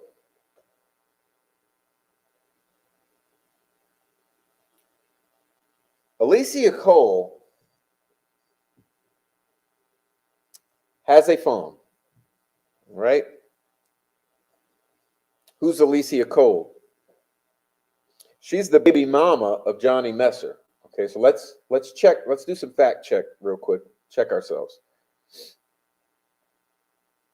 This Alicia Cole was Johnny Messer baby mom. She had Johnny's cell phone. She wanted to give it to Popo. Okay. They contacted Popo. Popo Jerry Holman strokes off Alicia Cole and the defense and says, and Todd Click, and says, yeah, we're going to get that phone from Alicia Cole. We're going to get Messer's phone. We're going to get this Goldilocks phone from Messer. What happens? Holman never goes get the phone. Neither does anyone else with Indiana State Police or Carroll County. So what happens?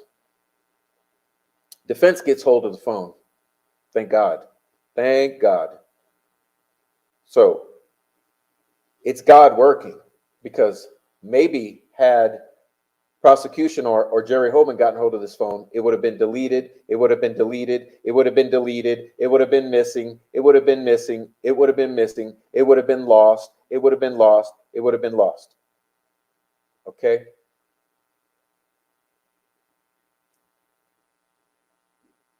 So maybe it was God intervening in putting a douchebag like Jerry Holman as a stumbling block to the deletion of this Goldilocks phone, because instead, Johnny Messer baby mama hands off this phone to the defense where it's now safe. Okay. Then we're discussing a phone of Patrick Westphal. Okay. Then we're discussing a recorded interview of Brad Holder. All extremely pertinent information. Deny, deny, deny, object, object, object. Get what's going on? And remember, what was going on with Elvis Fields? Okay, so think way back in the show earlier, an hour ago, when we were discussing with Elvis Fields. Every time his involvement or his potential confessions, etc., anything implicating his involvement, uh, object, object, object. Right? You see a pattern here? You see a pattern? Do you see a pattern?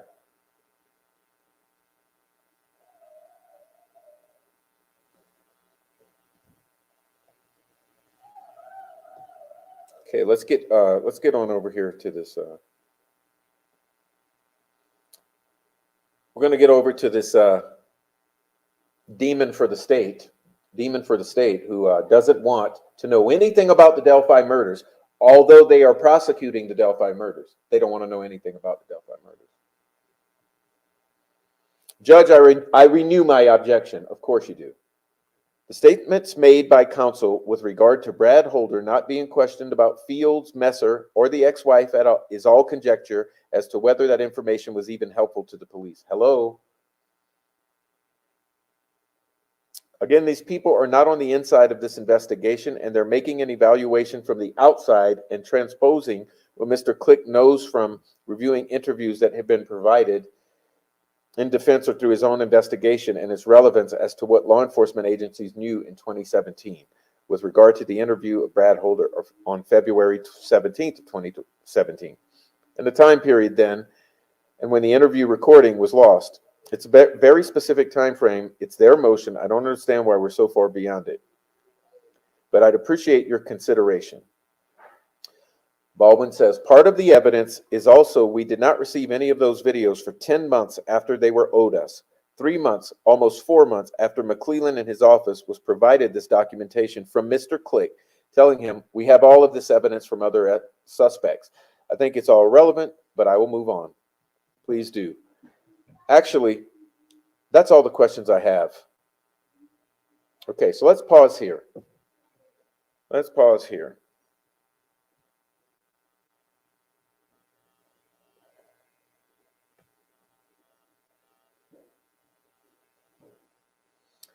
All right.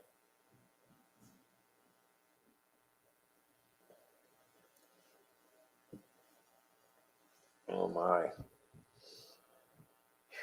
All right. Let me just say hello to everyone. ACB, thank you so much. I see you. ACB sent a super chat here. I just want to say thank you. Thank you, ACB. Thank you. I am praying for justice too. Thank you very much, ACB. Gia, I don't remember what color, but I'll send you a pic. Oh, well, that would be great. Email. 63 likes. No, 63 watching, now 71, 35 likes. Please give a like. Yes. Okay. Just checking in with the chat before I continue here. We're almost done. Elephant in the room, right? I hope Click made copies of Elvis's information. That stuff is lost, burned, buried, gone. Yeah, I'm sure he has it all. I'm sure the defense now has it all too. Doug and ISP are definitely corrupt, says Treehugger. His nonsense made me suspicious, but his reply to the reporter to hide behind the judge signing the PCA of Richard Allen was the final evidence I needed. Yeah, there's even more final evidence you'll be learning about in the future, because there's the more recent events will leave your jaw on the floor.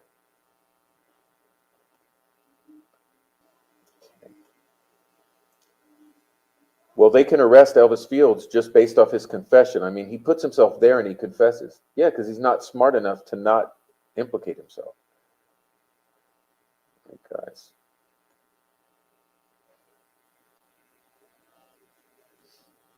What if the killer's phone was dumped in Vegas? I still want to know if the defense has been given the evidence the prosecutor is planning to use to establish time of death. Yeah, I bet you they're waiting until the last minute and they're going to drop a huge bomb on the defense. That's what they're going to do, and they're going to get away with it.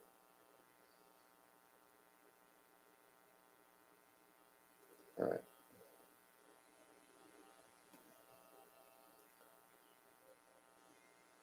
What if Kelsey cleaned up after the drop-off?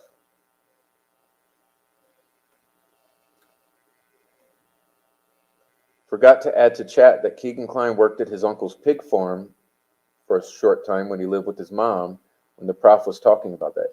Yeah, when he in detail discussed his weird demonic obsession with slaughtering hogs and how it's almost like a sexual bent to it. Uh, it was very clearly explained to me, including his explanation of the wounds you would make and the feelings, and also the explanation of the tools involved. So, you don't know that side of Keegan Kline. That's why what Holly did was extremely valuable. You make him comfortable where he talks, which is what he did.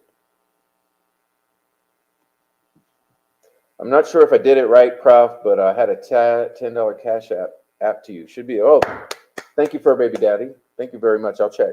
Thank you so much for that. Based on Gold's past ruling, she would probably let Nick enter evidence that has not been proved. That's what I'm getting at. Yeah, that's exactly. What I'm saying is they're going to wait till last minute. They're going to drop shit out of the blue, and she's going to let them get away with it.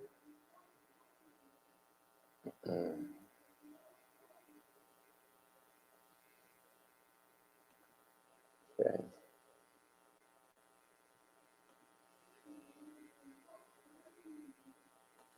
You sent two. Thank you.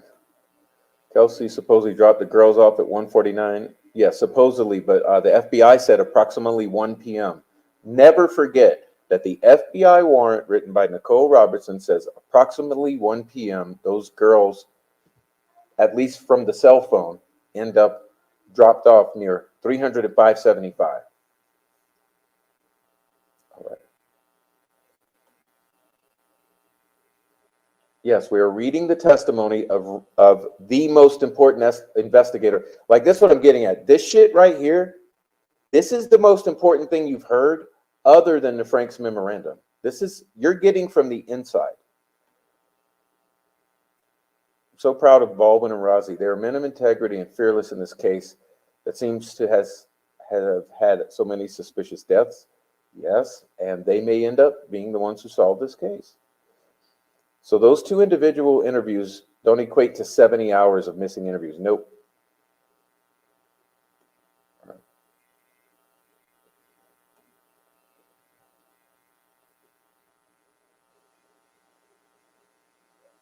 All of the family and witnesses on the trails would be who they logically would have talked to.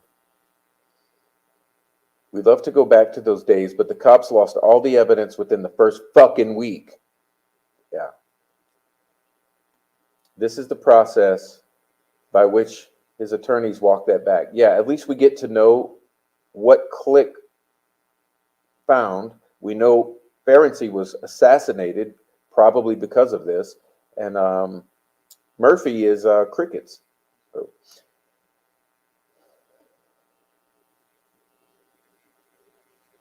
Kelsey showers, drop off the victims, cleans boyfriend truck, showers again. Delphi law enforcement remind me of the police in Uvalde that won't protect children. All right. Cody and Derek are off limits, so is the Shack. Cody, Derek, and the Shack. Nancy Drew 101, welcome in. You're looking forward to sharing something. I don't know at this point what you're talking about. What do you mean, Amy? I'm going back in time quite a ways, so they're not going to get away with it. The world is watching. The world will never stop. I'm chuckling at the flashback of Prof performing as douche in tuition. Oh, let me see if I can get him in here. Hold on, douche.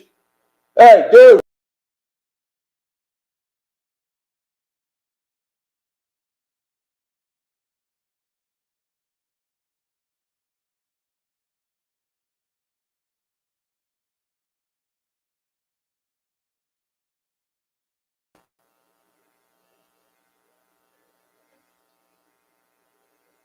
Yeah. So see, Richard Allen killed the girls. He's a baby killer. He's a baby killer. Okay, Tree Hugger 496. Tree Hugger 496. Thank you. Chuckling at the flashback. Douche intuition. Douche crew. Hey, what's up, douche crew? Kelsey and Mike Patty. ISP says they have changed since the murder. Oh, family bashers. Yeah, we don't do that here. We don't do that here, you family bashers. Anybody got any interesting screenshots of the family bashers? Ew, I am so blazed right now. Get the family bashers. I just can't handle you guys. Kelsey, sweet. Let me call Becky. Becky, yeah. Hey, Becky. What should I say? I was going to make another thumbnail with Richard Allen's face. This time I'm going to actually have him cutting one of the girls' throats. I'm going to Photoshop and paste his face on some actors who are like acting and pretending to cut the throat of a young girl. Do you think?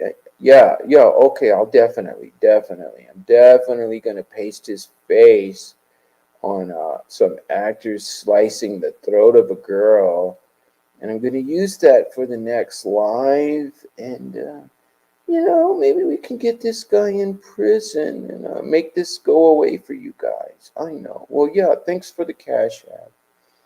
Thank you for that. I mean, gotta pay rent. Thanks, Beck. Yeah, I know. Tell Mike I love him too. Tell Mike, I know. Yeah. Well, I'll put his little face on these actors, and I'll make it real gory. I'll try to find a gory scene where there's lots of blood. Really make him look like a bloodthirsty killer. Yeah. Well, thank you so much, Becky. I appreciate that. I do it for you guys, and the rent payment. And thank you. Tell Mike thanks. It's due on the 14th of next month too, so make sure that's in on time. But yeah, thank you, douche crew. All right, douche crew, Becky. Okay, I'm out of here.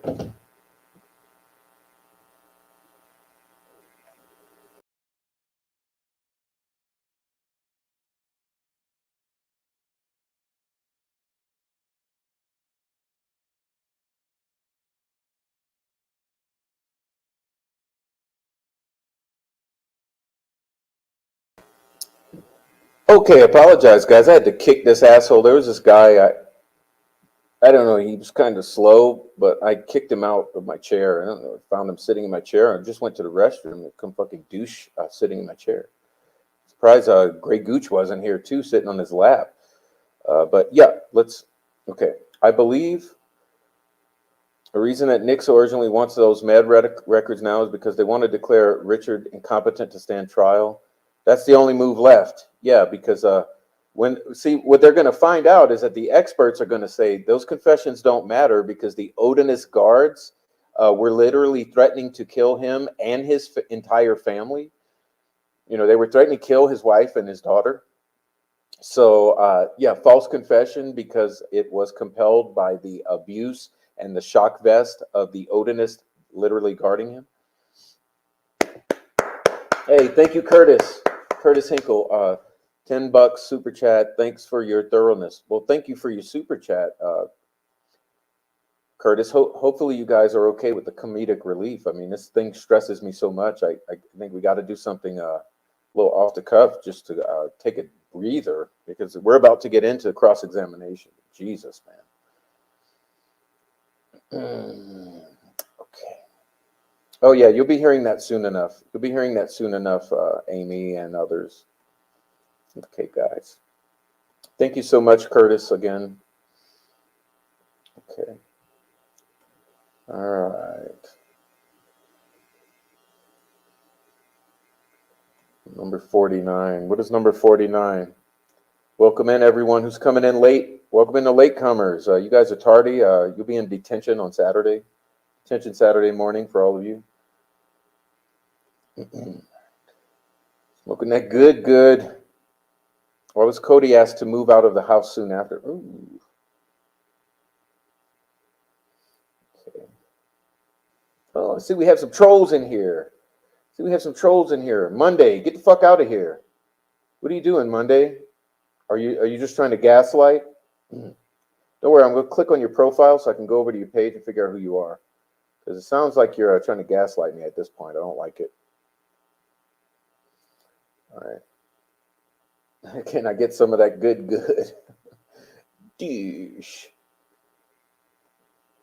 Okay. All right. So, all right, guys. So let's get back to it. We got to get serious again.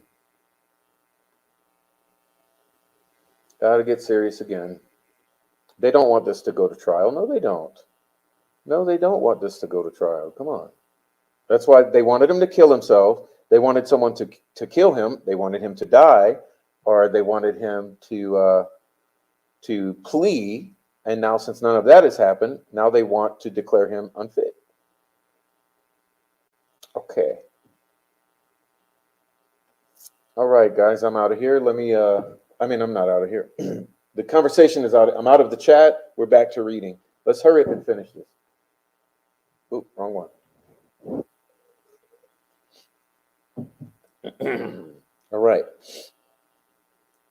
All right. Let's see. We'll make it quick because we'll get out of here. We're almost out of here. Okay, here comes a cross-examination of Mr. Click. Mr. Click, in 2023, you are no longer with law enforcement. That is correct. And you wrote a letter to the prosecutor about this investigation that you knew had been going on since 2017. That is correct. And you actually participated in it at the request of, you described it being Ferenczi and Murphy. Is that correct? That is correct. And so if you prepared investigative materials and collected evidence and they were in your connection to this investigation, why would they not have been given all of your information so that it was forwarded on to the unified command? That's a stupid ass question, isn't it? They were provided with everything that was completed. Why didn't you do that? No, I did provide them with that information. You gave it to Ferenczi and Murphy? Ferenczi and Murphy, yes. Okay, so as long as Ferenczi and Murphy passed it along, because you guys were all working together, there'd be no reason to think they didn't have it, correct? That is correct. You make statements about Mr. Holder and Mr. Westfall wearing Vinlander t-shirts. Does that mean something? Why do you know it's a Vinlander t-shirt? Well, what a fucking cunt this is.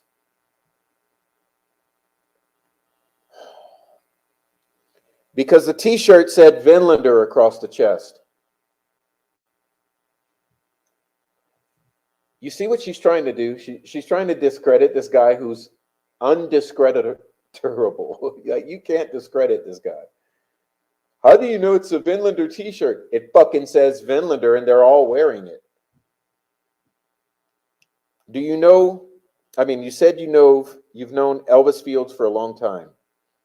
Yes, I have. Is he a local in your area? Yes, he is.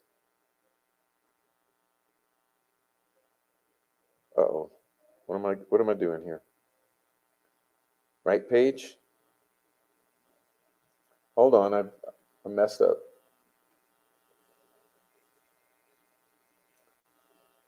There we go.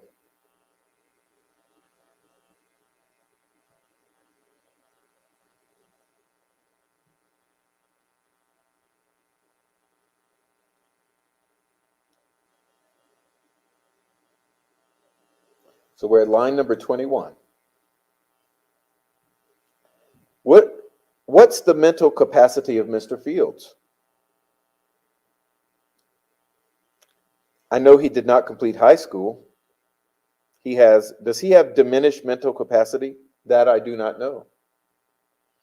Have you had contact with him? Yes, I have. Often, yes, I have. I know he's not a very smart individual. As far as if he's been diagnosed with any type of intellectual disability or anything like that, I'm not aware. No other questions, Mr. Baldwin? Re-exam. Okay. Mr. Baldwin says, did you ever run into anybody in your time as a detective that had low mental capacity that committed crimes? Yes, sir. Serious crimes? Yes, sir. Thank you. I did not want to supplement my previous offer to prove with Judge, if I may, then I will be done with him. Go ahead. Also, would you find that, oh, I'm sorry. Also, you would find that on this videotaped interview of Brad Holder, he is not asked about why he and Patrick Westphal were no longer friends, as described by Amber Holder, who said that it had something to do with a ritual gone bad in a forest by a river. With that, I am done with this witness.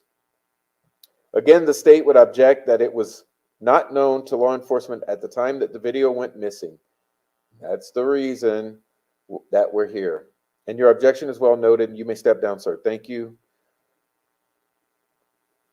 Would you give the exhibit over to the court reporter, please? I'm free to go, Your Honor. I didn't subpoena you. Okay. He's asking if he's released. He's released from the defense. Okay. Call Amber Holder. Okay, we're done with that. So what we'll do next,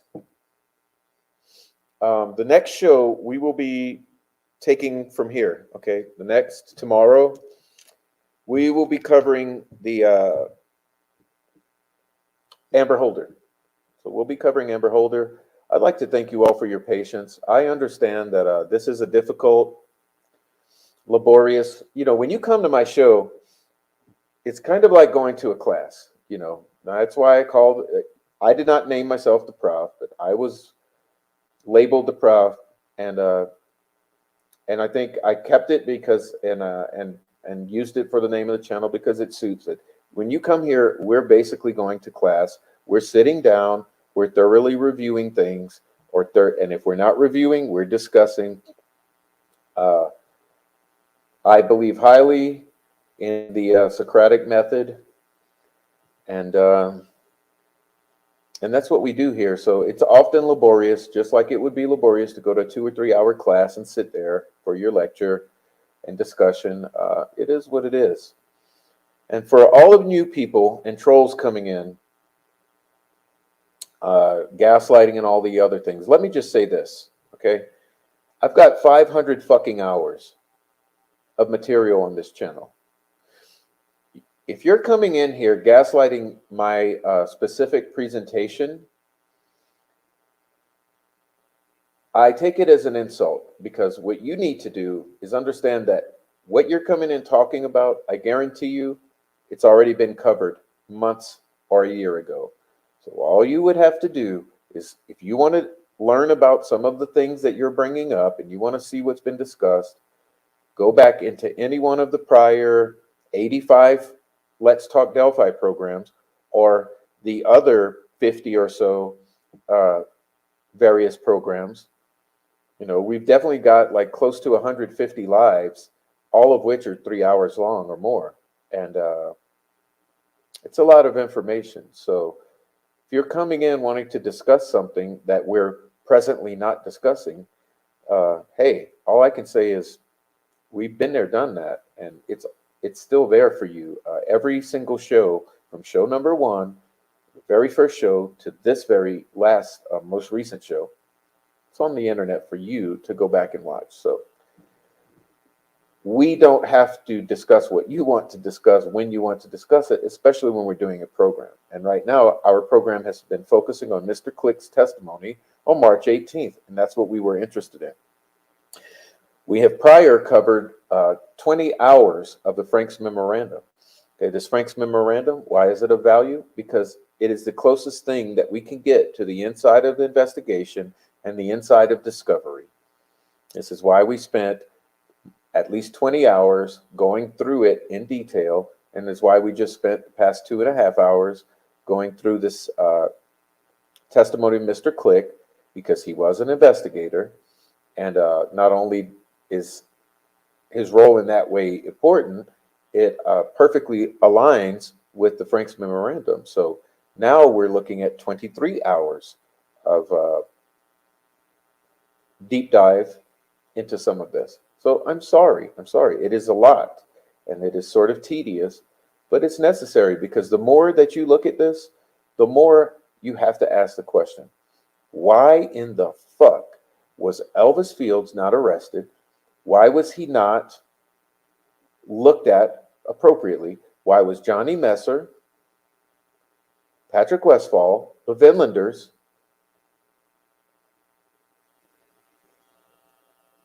why were they not? You explain to me. The further you look into this, what do you see? Okay, what do you see when you look into this?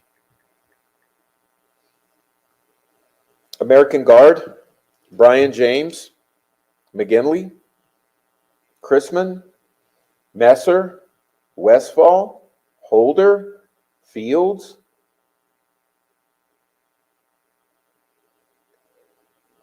You have a man who's somewhat mentally challenged. So his filter, his intelligence as far as a filter to know what to apply and what to not apply is very challenged. So he doesn't know to not ask the officer if he spit on the girls and he can explain it, is it going to be cool? Okay, because he's not in cuffs yet. He doesn't know to shut his mouth. He doesn't know to not tell his sisters that he was there on a high bridge, that he saw two girls murdered, that he and others put sticks on the girls, that one of them was a troublemaker named Abby. He didn't know to not try to give information to his sisters because they would eventually tell law enforcement, which happened under polygraph examination and was confirmed by a woman who subsequently, we believe, was murdered by arson, which is the most common method of murder of these guys. If you follow this contingent of people, you will see that arson is their primary modus operandi of assassination or murder. So looking into all of this does not mean that Richard Allen has nothing to do with it. It doesn't. What it means is that whatever Richard Allen had or did not have to do with it, that's one thing. But what's extremely concerning is Elvis Fields was the weak link in this chain, didn't know what to or what not to say, ran his mouth, and has opened this window into this group, which appears to have some connection to this, and which law enforcement appears to have not given a single fuck about and has turned the other way. Still turning the other way. Okay, because remember, when Messer's baby mama tried to give the phone, Holman says, yeah, I'll give you the phone. I'll go get the phone. Holman doesn't give a shit about Messer's phone. They don't give a shit about American Guard. They don't give a shit about the Vinlanders. They don't give a shit about Patrick Westphal. They don't give a shit about anyone else other than railroading Richard Allen.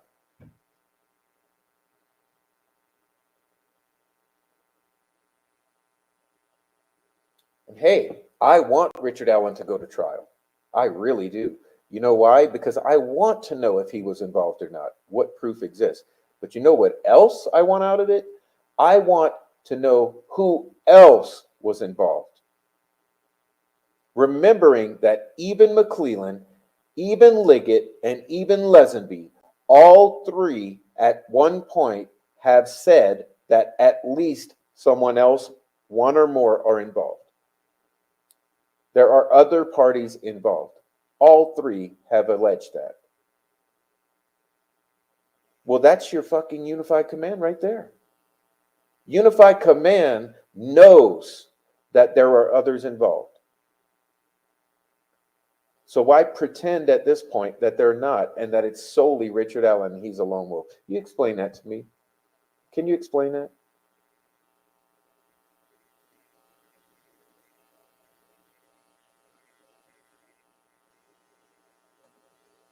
Yes, we have covered almost every stone unturned. That's what I'm saying. And it's all in the log. Go back and watch any video you want. We go over every single corner of this case. So we learned that Click is a man of full of integrity and intelligence, is willingly testifying for the defense. Yes, and thank God that Nestor's baby mama gave that phone. The Goldilocks phone. What does Goldilocks mean?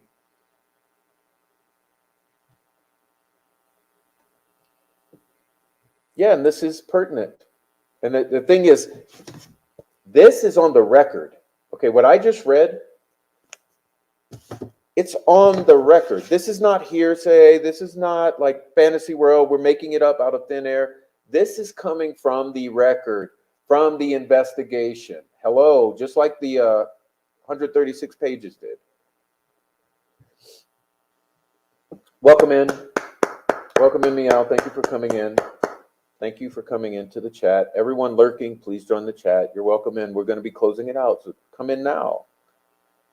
The sad state of American judicial system and law enforcement really depresses me. Courts, cops, politicians, et al. Are rotten to the core. Look at the phony lawsuits against the former president.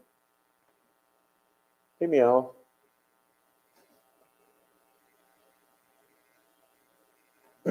Pardon me.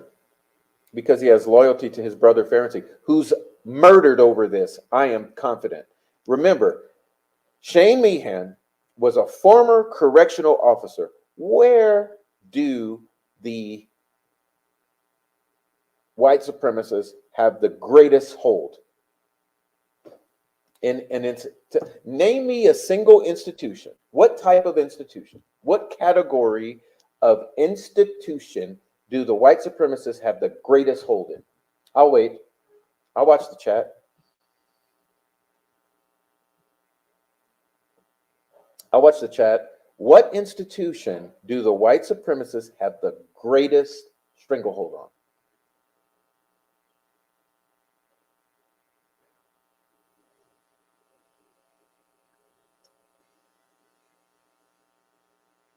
It's the prison. It's the prison. The prisons, the corrections, departments of correction nationwide. Okay, federal, state, local. Shane Meehan, guns down. He baits out Ferenczi and guns him down in broad daylight, not giving a fuck. Drives himself to the hospital, gets stitched up. We'll be learning from his trial as well. There are 2 suspicious deaths of employees at the Marathon gas station. Yes, and there's a suspicious death of Miss Stephanie Thompson, who is the person who would have great knowledge of the Delphi case because of her role as a polygraph examiner.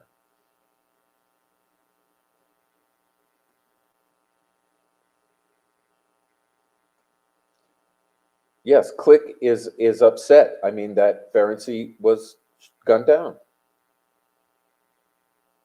I respect people that do the right thing despite the consequences. He was close to Ferenczi, and I'm sure he was deeply impacted by his assassination.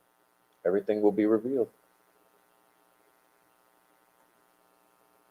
Sorry, Four Pits. It's you. Hey, look, you guys hit the little bell. Okay, hit the little bell and put it to all. I'm sorry, guys. Hit it to bell. Click all under the bell. All. And hopefully you get them. I know people always complain, no notification. Prisons. Yeah, exactly. Thank you, guys. See, I'm kind of behind. Yeah, the federal Department of Corrections. It's where it festers. Okay. Gangs fester in the prisons. They come out even more hardened than before. And Chris Mathis wanted to talk about prison. Chris Mathis wanted to talk about a lot. Remember, it's Garrett's story to tell, but I'll tell you what I've seen. I'm not doing that. Look what happened in Delphi.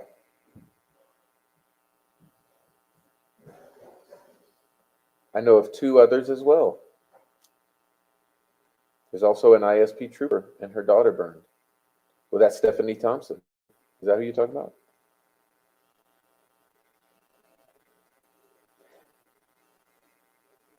Let's bring it back to before we go.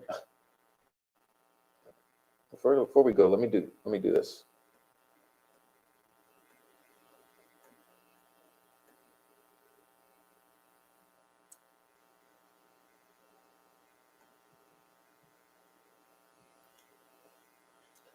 This is what we're talking about here. For anyone unfamiliar with this case, Abby and Libby were two teenage 8th grade girls from Delphi, Indiana on 13 February 2017. They allegedly went for a walk on a public trail and were found murdered the next day, not far from their last known location. Here's what they look like.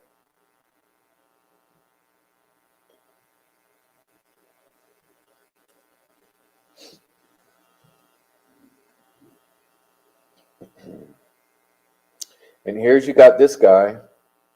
I showed you this earlier. Sheriff Tony Liggett did not intentionally or recklessly omit evidence or lie about evidence in the probable cause affidavit to support the search warrant in an effort to mislead the judge. Although he added the word bloody, he changed the color of clothing,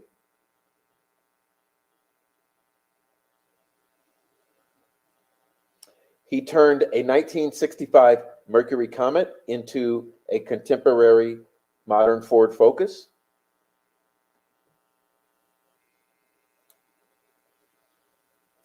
We had multiple law enforcement officers advise us that that PCA was one of the worst PCAs they have ever seen in their careers. But Nicholas McClellan would have you believe that not only did Liggett do nothing wrong, but Liggett also did not try to set up Richard Allen or try to stack the deck, okay? There's no way a Mercury Comet looks like a Ford Focus. There's no way muddy and bloody means muddy.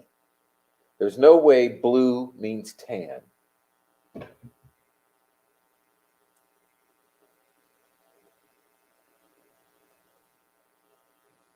Liggett, Lesenby, and McClelland all at some point said there was more than one involved in these murders. What happened to that now? What happened to that?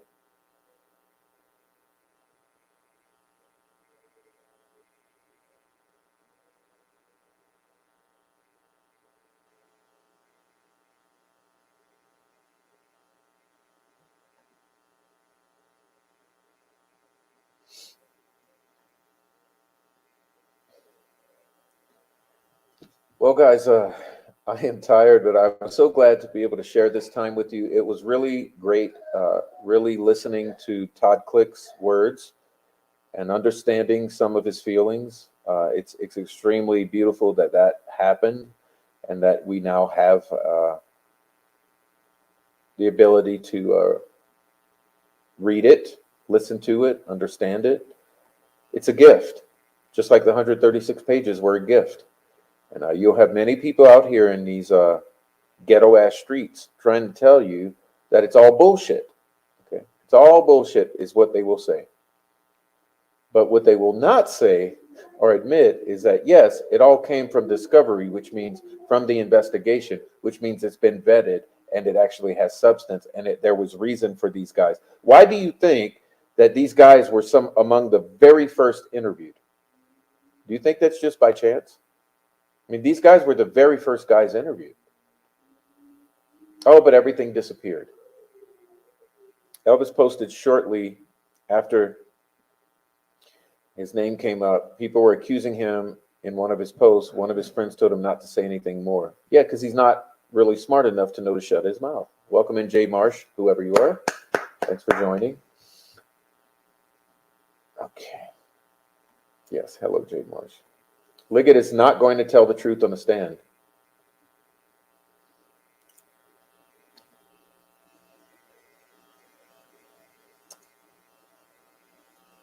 Or were you kicked off the floor? Yeah, poor Maya, Stephanie Thompson's daughter.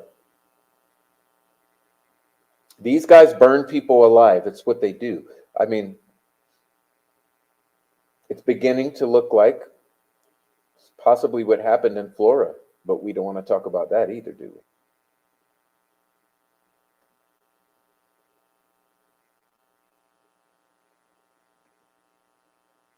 These people, oh yeah, oh yeah, all the evidence has disappeared? Oh, didn't know that.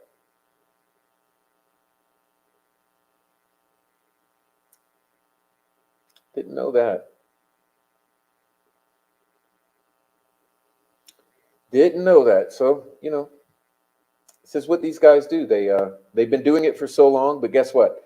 They did it before the days of social media. And you remember how I consistently say this is a social media case. It started as one and it's going to finish as one. This is a social media case. It will be solved because of social media, both on both ends. This is not going away, no matter what happens to Richard Allen. The world will never stop looking at this. Whose sister was it who lent the car to her brother and several washings to remove the blood? You mean Megan Allen? Are we talking about Megan Allen's car? Or the one she was driving? The entire storage locker containing evidence was destroyed in 20. What? We need to have you on probably discussing that, Meow. I didn't know about that destruction of evidence, but I think that's one we probably want to blast out into the universe. This is what they do. They delete, destroy, hide, lie. This is what they do. Whose sister was it who lent the car to her brother and it took several washings to remove the blood? Yeah, I'm trying to remember that. I'm trying to remember, but I remember the story about the several washings of blood, right? The several washings of blood. Don't fucking forget it. All right. I want to thank everyone who's watched here.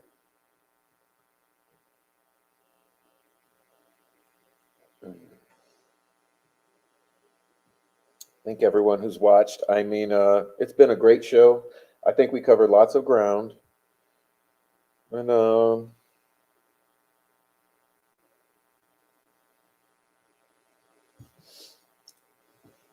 yeah.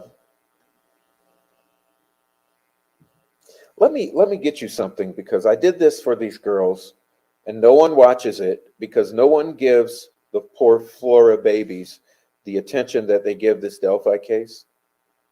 And it's just saddening. So let's do this. I'm going to grab this video to share with you. So before you go tonight, please watch this after we close the stream.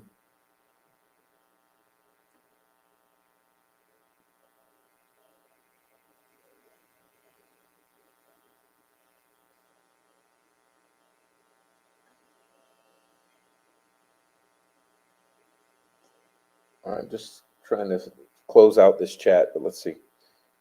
Let's take a look at this.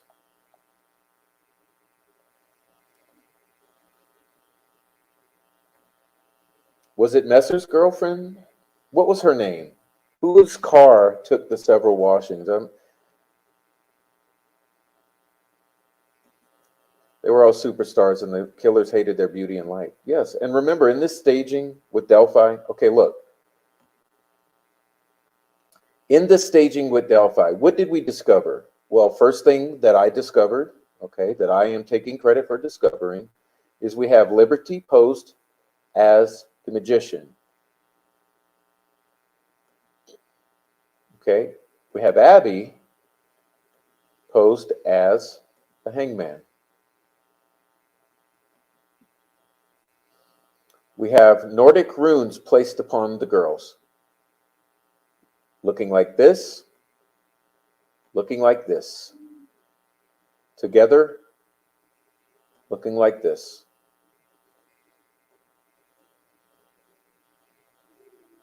We have Brad Holder, whose Facebook used to look like this.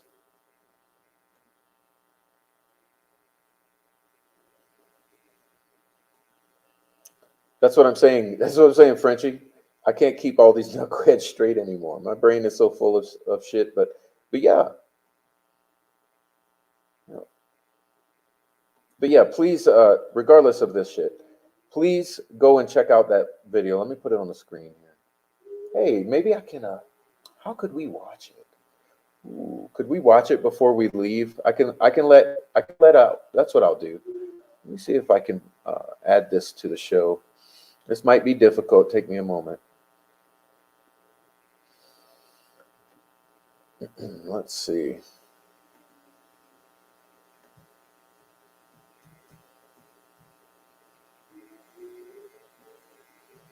See if it works.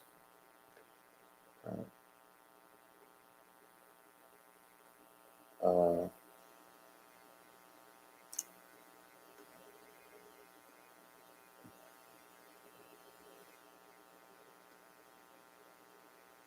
well, maybe it won't work. Why is it not working here?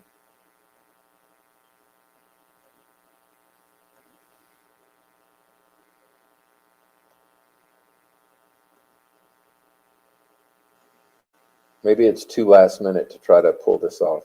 I was going to try to upload it. Let's see.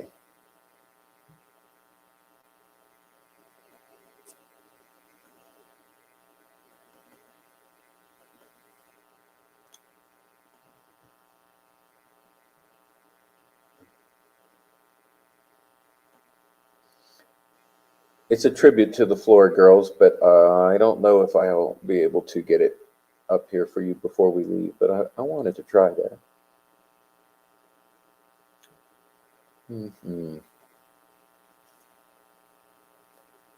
Oh, there we go. Let's see. Is this it? No, that's not it. That's the other one.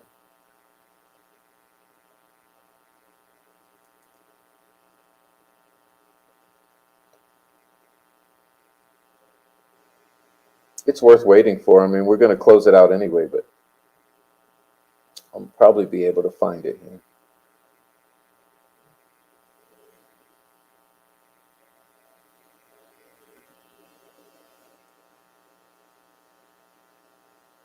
Angels.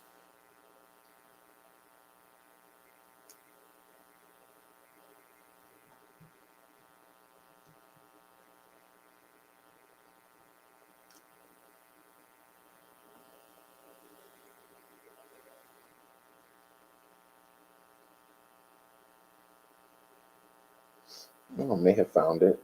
Let's see. There we go. Oh, yeah, it's worth doing. Let's do it.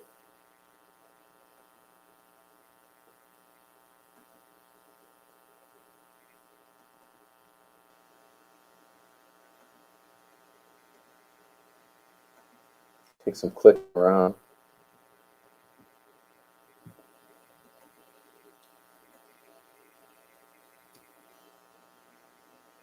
Oh, yeah, we'll have to wait for it. But let's see who we got here before we go. I'll close it out this way. Let's see. Nancy Drew. I think it was Johnny Messer. Gia says they were all superstars and their killers hated their beauty and light. Yeah. They tried to humiliate liberty. Meow has been a champ for them. They love to body shame liberty. Yeah. Make her feel less than, but she shone brightly. They had to snuff her out. Please, everybody, subscribe, give a like.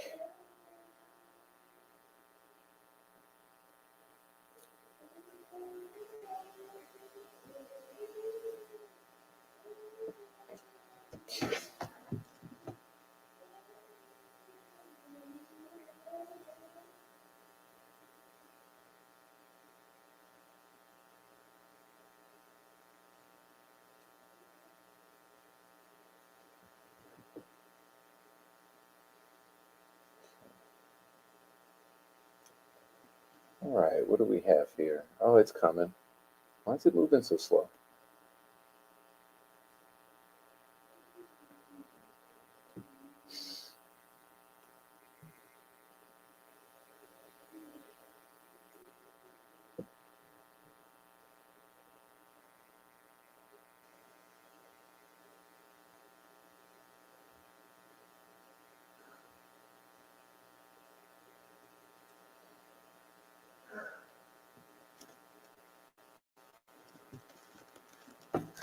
All right.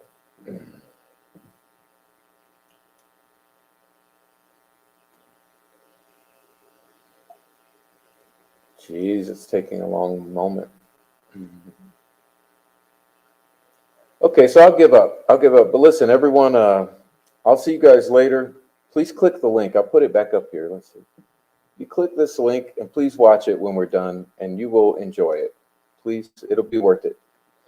You go watch this. It'll be a good way to end your night. And I promise you won't regret it.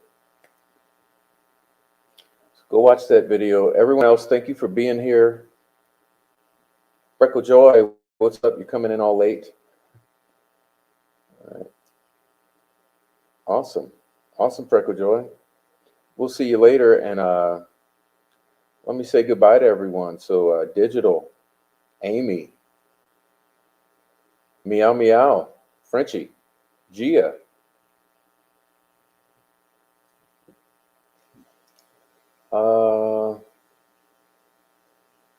Judy Hathaway, Meow, Zedong, Diamond Eyes, Tree Hugger is a God thing, Jay Marsh, Four Pits, Four Pits. I'm sorry you missed it late. I need to. Gosh, man, you guys should join the Discord. Let me tell you this: you'll never miss. Let me do it this way. You will never miss a show if you join Discord, because before every show, I post it in the Discord. So even though you may miss a notification from YouTube, you won't miss the Discord notification. So I will, primarily that's what I do in Discord. I just post the shows. Let me grab this.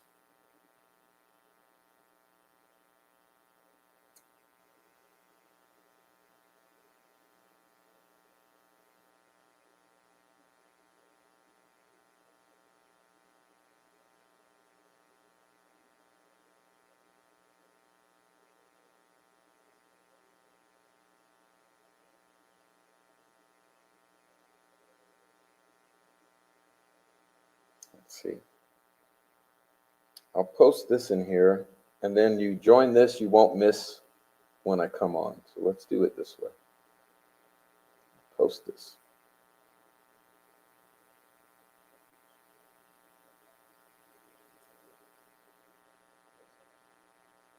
All right. Boom. Here you go. Paste.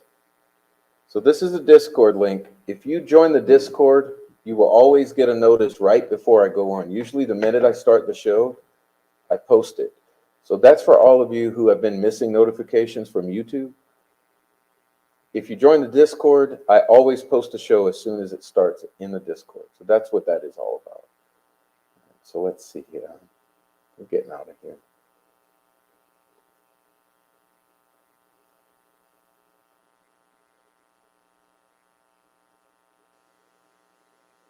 Yeah, I like this one. I'll post it again. Liggett is not going to tell the truth on the stand. No, doubt it. All right. Where were we?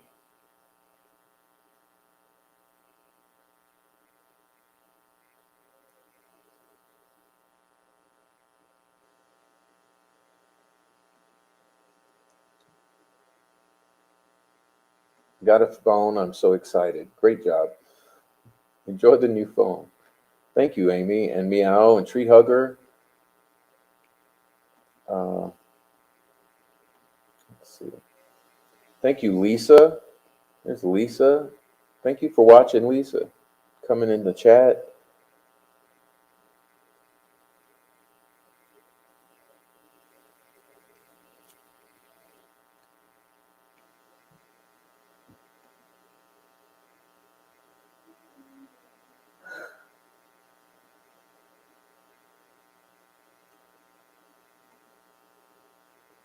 Rochelle, hey, thank you for the super chat, Rochelle. Lurker listening, have a good night. Good night, Rochelle. Please come back to the chat. We miss you. Thank you so much for the super chat. Okay. All right, guys, we're out of here. So it's you in the bushes. Yeah, it's Rochelle hanging out in the bushes, peeking, lurking. Thanks to everyone for supporting the prof. For those of us who can't afford it, yes, but you can afford to hit the thumbs up. Please hit the thumbs up. We love you. The taxman hit you bad? Ooh, jeez, Bubba. Thanks to our computer digital, French 6290, so many. Yes, thank you all. All right, we love Rochelle. And let me give a thanks again to all of the super chatters, okay? So Rochelle, thank you so much for the super chat. And Curtis Hinkle, thank you for the super chat. ACV, thank you for the super chat. And Is a God Thing, thank you for the super chat. Tammy Martin, thank you for the super chat. Gia, thank you for the membership. And Tree Hugger, thank you for the super chat. So everyone, wow, you really showered me with your gifts tonight, and I appreciate that. It's tough out here in these streets, as you know. Thank you all so much. Okay, we're out of here. All right.